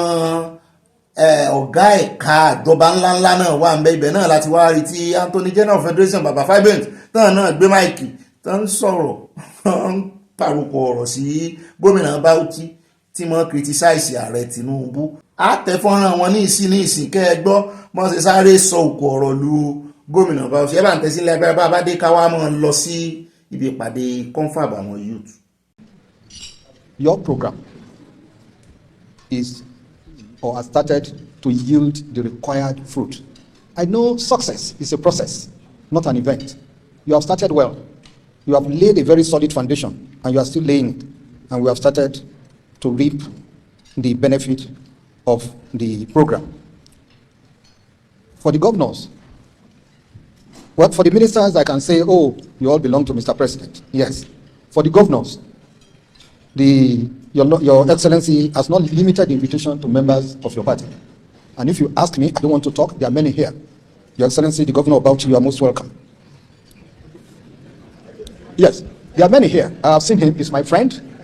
Yes. And I want to thank you for coming out to also say that the prices of goods are coming down, especially during Ramadan. The next thing is we should continue to pray for the nation. By praying for the nation, we are praying for ourselves. If you want to collapse it, it will collapse over your head. Ó náà lè ti gbọ́ yẹn ó yí ọ̀rọ̀ sí gómìnà Bauchi lára. Ó ní bẹ́ẹ̀ bá wíṣì kí Nàìjíríà ó kólapsì olórí wọn ní ó kólapsì sí orí gbogbo wọn ni. Àtẹ̀ntí ń sọ̀rọ̀ àtẹ̀ntí ń bá wí orí gbogbo wọn pátá ní ó kólapsì sí. Àwọn ò ní bọ́n sí ń bẹ̀. Ó dá káàbọ̀ padà ẹja sáré dé ibi ìpàdé tí ààrẹ Tinubu sọ fún àwọn yúùtù wípé àwọn adá gbogbo ẹ̀yin tẹ́ ti jápa padà sílé àbí ìtumọ̀ páwọn ó rìvásì ẹ̀ náà kọ̀ọ̀kan syndrome jápa syndrome wọn ló máa tó dùn ìgbàgbé láàrin àwọn ọmọ Nàìjíríà máa rìvásì jápa. Ààrẹ Tinubu ló sọ eléyìí fáwọn ọ̀dọ́ níbi ìfilọ́lẹ̀ ìgbìmọ̀ ìforíkorí àti ìfikùnlukùn àwọn ọ̀dọ́ tó fẹ́ wáyé ìyẹn Youth Confab Committee. Ẹ gbọ́ bọ́n ṣe ṣàlàyé fún ẹ bá ń tẹ̀sí ilé agbára pápá àròjọ mùsùlùkùn. You are the hope of this country. Everything hangs in your future. Every decision that I've taken is about you. It's about tomorrow. You have the great opportunity of advancing the development of this country. It's all in your hands. Mine is to help navigate and push and lift the heavyweight problems. Look at me in the face. Tell me whatever you think is wrong and the way you want this done, or suggestions. We try to implement all of it as long as it is for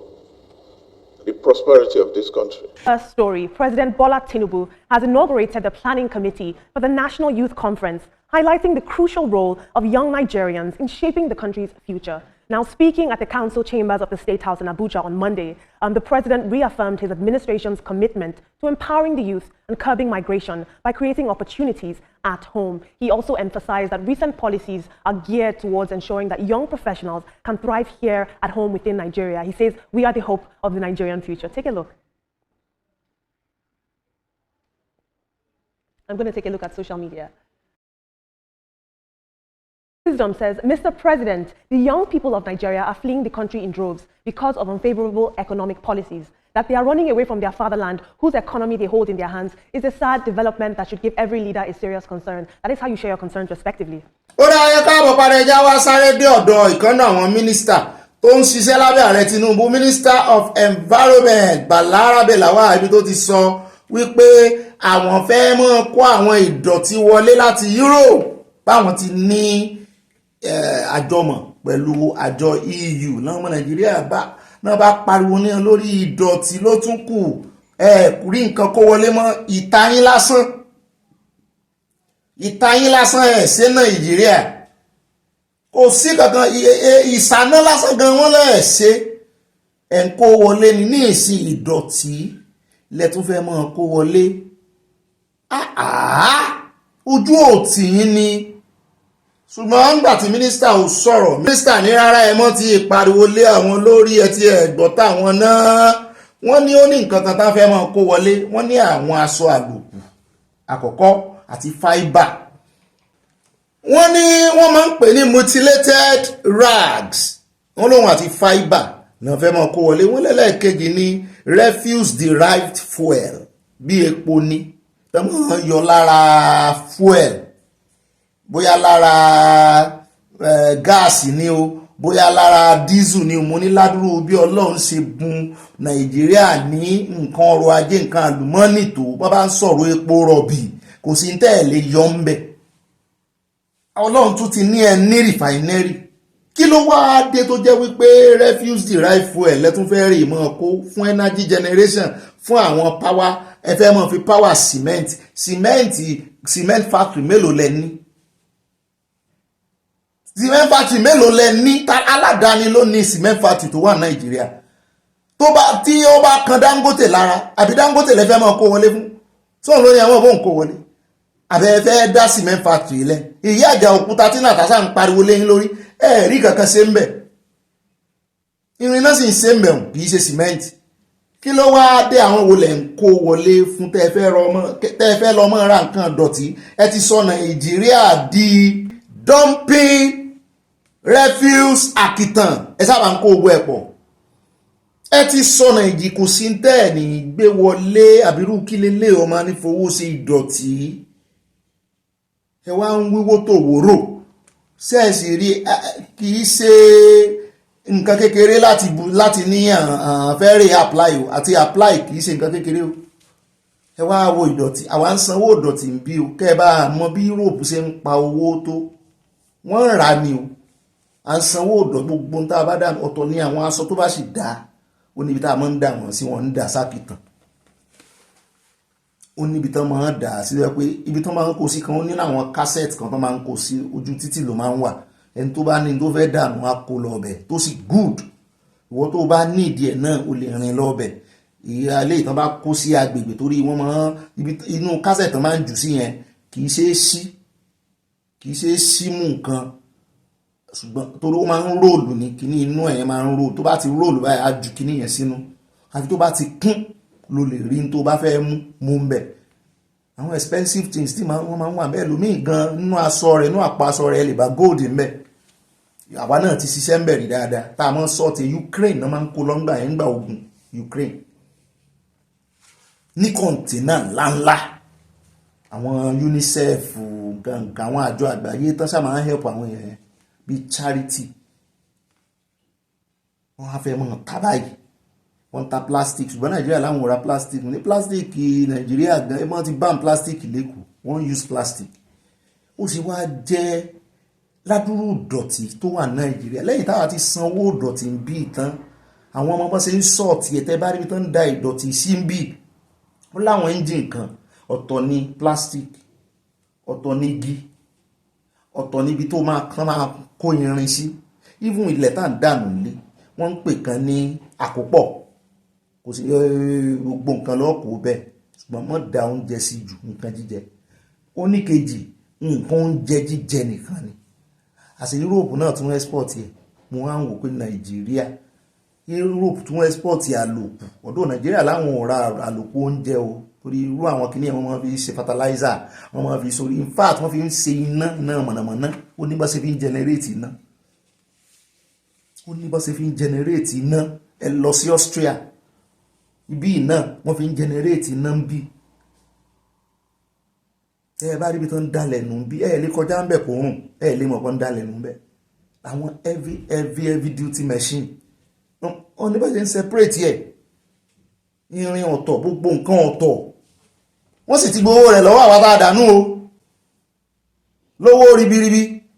bó o bá tún mix ẹ̀ jùmọ́ra wọn gan tó rèé da pépà sínú ilé oúnjẹ tán bá mú ọ tán mọ̀ pé wọ́n lò dá sí ọ̀sán fáìn tíkẹ́ẹ̀tì ń bọ̀ wọ́n já tíkẹ́ẹ̀tì fún àwọn ti Germany wọn àti ẹ̀lí dán wò torí any small thing báyìí wọ́n ti já pépà fún lẹ́tà ìwọ̀n bá lẹ́tà làwọn gbà ń bí wọ́n fi lẹ́tà pa wá. Mo kí yín Germany o òun ní Nàìjíríà tó wá fẹ́ mọ́ ẹ wá wo ọ̀nà tí àwọn ará bíi tán mọ̀ páwọn ò lè po rọ̀bì wọ́n tún ń ta ìdọ̀tí fún Nàìjíríà wọ́n lè po rọ̀bì o wọ́n tún ń ta ládùúrú ìdọ̀tí tó wà ní ilé tí gbogbo ẹ̀ tó dọ̀tí bẹ́ẹ̀ bá kọjá lọ́jọ́ ta ní ìsìn yọ́ mọ̀ ọ̀rùn ṣùà ni bí àwọn mọ́tò kọ̀ọ̀kan náà tàn náà ń gbé dọ̀tí Nàìjíríà bọ́ bá fi lè kọjá ládùúgbò yín ṣé ẹ rí omi ìdín ẹ mọ́ bínú ṣé ẹ rí omi ìdọ̀tí náà bá dàálẹ̀ ládùúgbò yín ọjọ́ méjì mẹ́ta ó sì ń rùn ọjọ́ méjì mẹ́ta ó sì ń rùn mọ́tò tán fi ń kó dọ̀tí gan ẹsẹ̀ rí sí ohun gan ti dìdọ̀tí.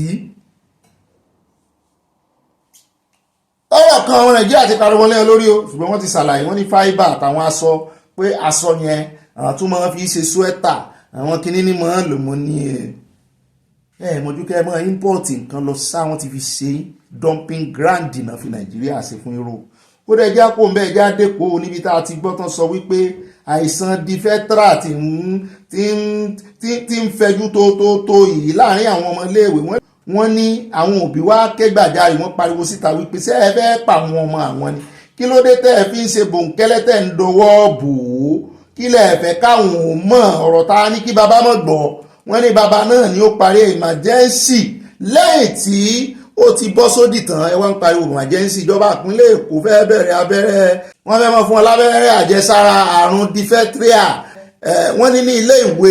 King's College làrùn ti gbilẹ̀ báyìí o wọ́n ní wọ́n ti ní káwọn ọmọ ìwà máa lo mask yẹn ìbòjú ṣùgbọ́n àwọn òbí kan ti wá ń fẹ̀hónú hàn wọ́n fẹ́ fojú wọn síta torí wọ́n ní kán mọ̀ dárúkọ àwọn ní káwọn oníròyìn mọ̀ dárúkọ àwọn wọ́n ní ìwà ìbìkítà àwọn aláṣẹ ilé ìwé náà ló fà á àti pé wọn ò jẹ́ káwọn òbí mọ̀ nǹkan kan àwọn kan dédé rí àwọn ọmọ àwọn tó ń wọ máàsì wálé ṣé corona tún ti dé school ti yín ni ṣé covid tún ti bẹ̀rẹ̀ lọ́dọ̀ yín ni wọ́n ní a parent said if there is no cases why are the students mandated to wear nose masks torí wọ́n ní ọ̀rọ̀ tán pa fáwọn ènìyàn pé kò sí kéèsì ẹ̀ ní school wọ́n sì lé èèyàn kan ti kú ní àwọn ọmọ wọ́n ní kí ló dé tẹ́ wá ní kán mọ́ wọ mask ẹ sì ń parọ́ fáwọn pé kò sí kéèsì ẹ̀ ń bẹ wọ́n ní some of them were taken to the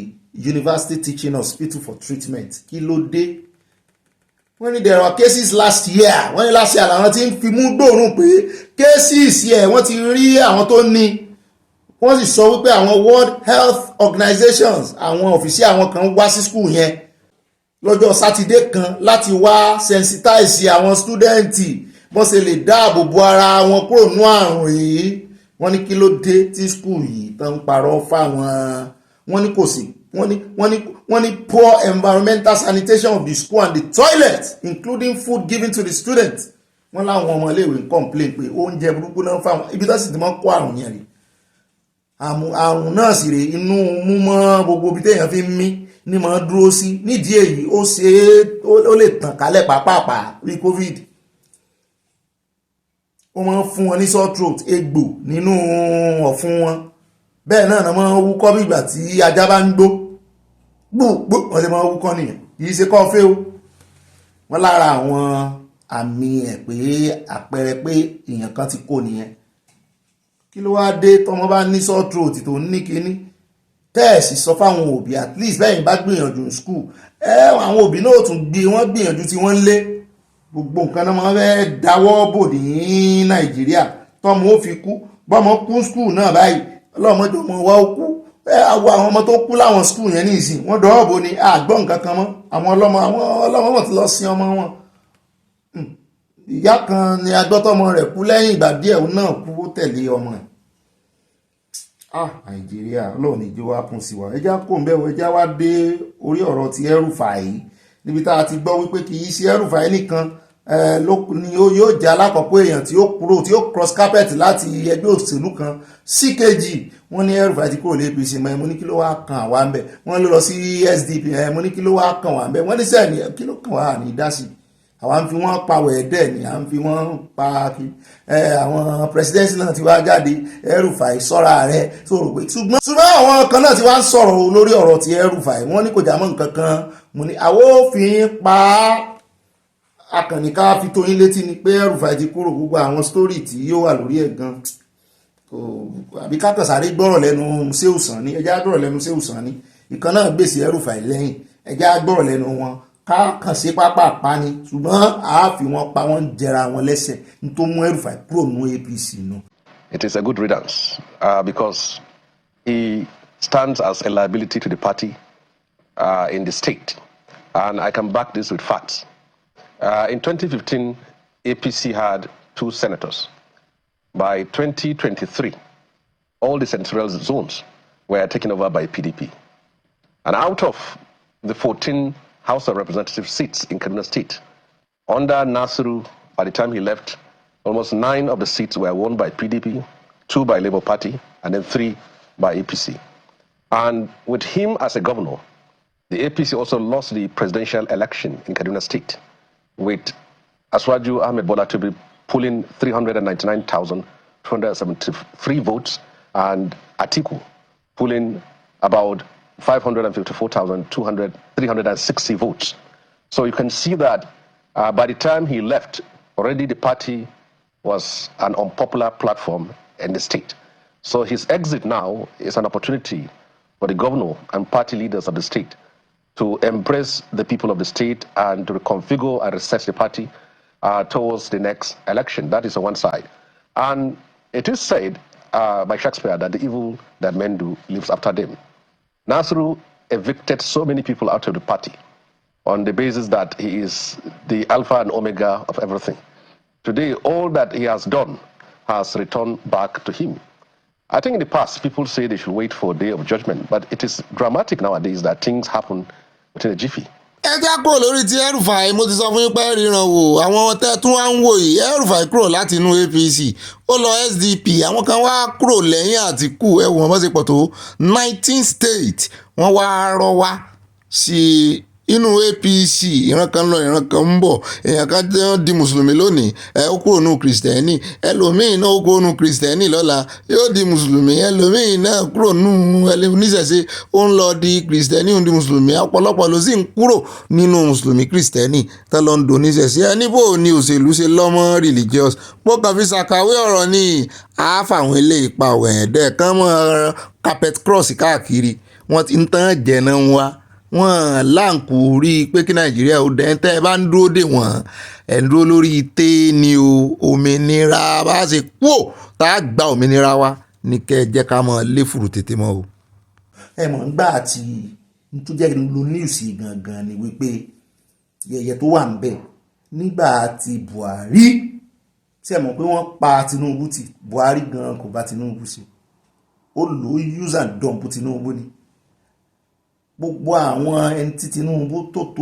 tó bá Buhari ṣiṣẹ́ on behalf of Tinubu gbogbo wọn ni Tinubu party Fáyẹmí wà ń bẹ̀ Arẹ́gbẹ́ wà ń bẹ̀ even gan ẹni tó jẹ́ Fáṣọlá tó ṣe mínísítà lábẹ́ Buhari tó sì jẹ́ èèyàn Tinubu party kò pé kankan wọn ó pa El-Rufai náà tì ó wà ń kan lára n tó mú Tinubu pa Arẹ́gbẹ́ tì El-Rufai wà ní ònípa tí ń pariwo àwọn founding members. ìròyìn táwọn fi káde gbogbo ìròyìn ńlẹ̀ lónìí ìròyìn eléyìí dùn mọ́ mi níbi tá a ti gbọ́ wípé àwọn ọ̀rọ̀ Yorùbá kan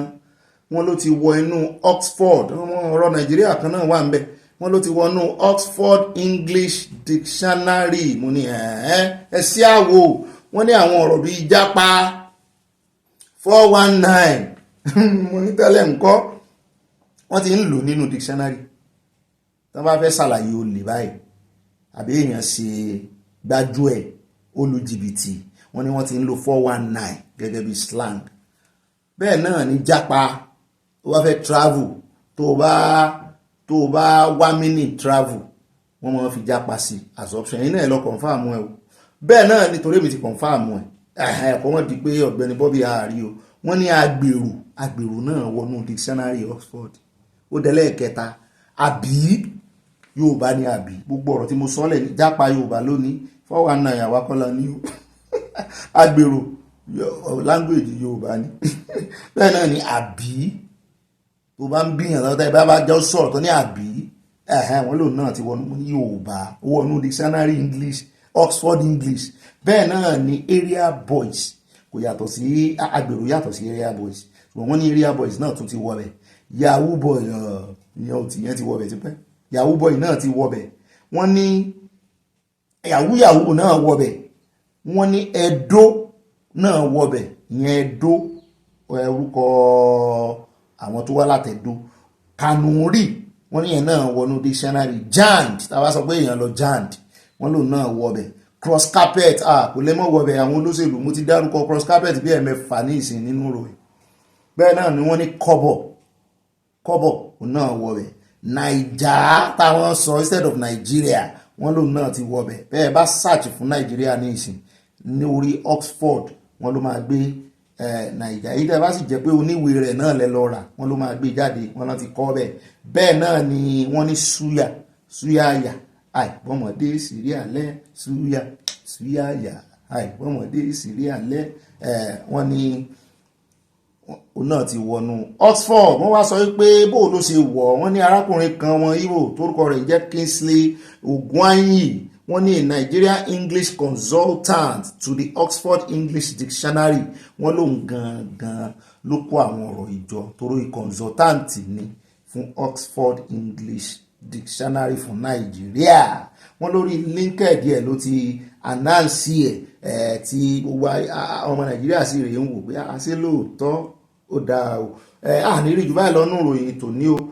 oníyàn sí ọlọ́bẹ̀ sí aláfẹ́ jẹ́ náà akọ́ àìbínú o yóò mọ̀ dáa fún ayọ́ ya kò ní yẹ ẹ̀lẹ́ bọ́wọ́ bá dilẹ̀ bá pín kókálé kókákọ́ àní rí jù báyìí lọ àáfìrí pàdé lọ́la láti Ọlọ́run Èdùmàrè ire lójú owó rí ire kárìtì ó dìgbà.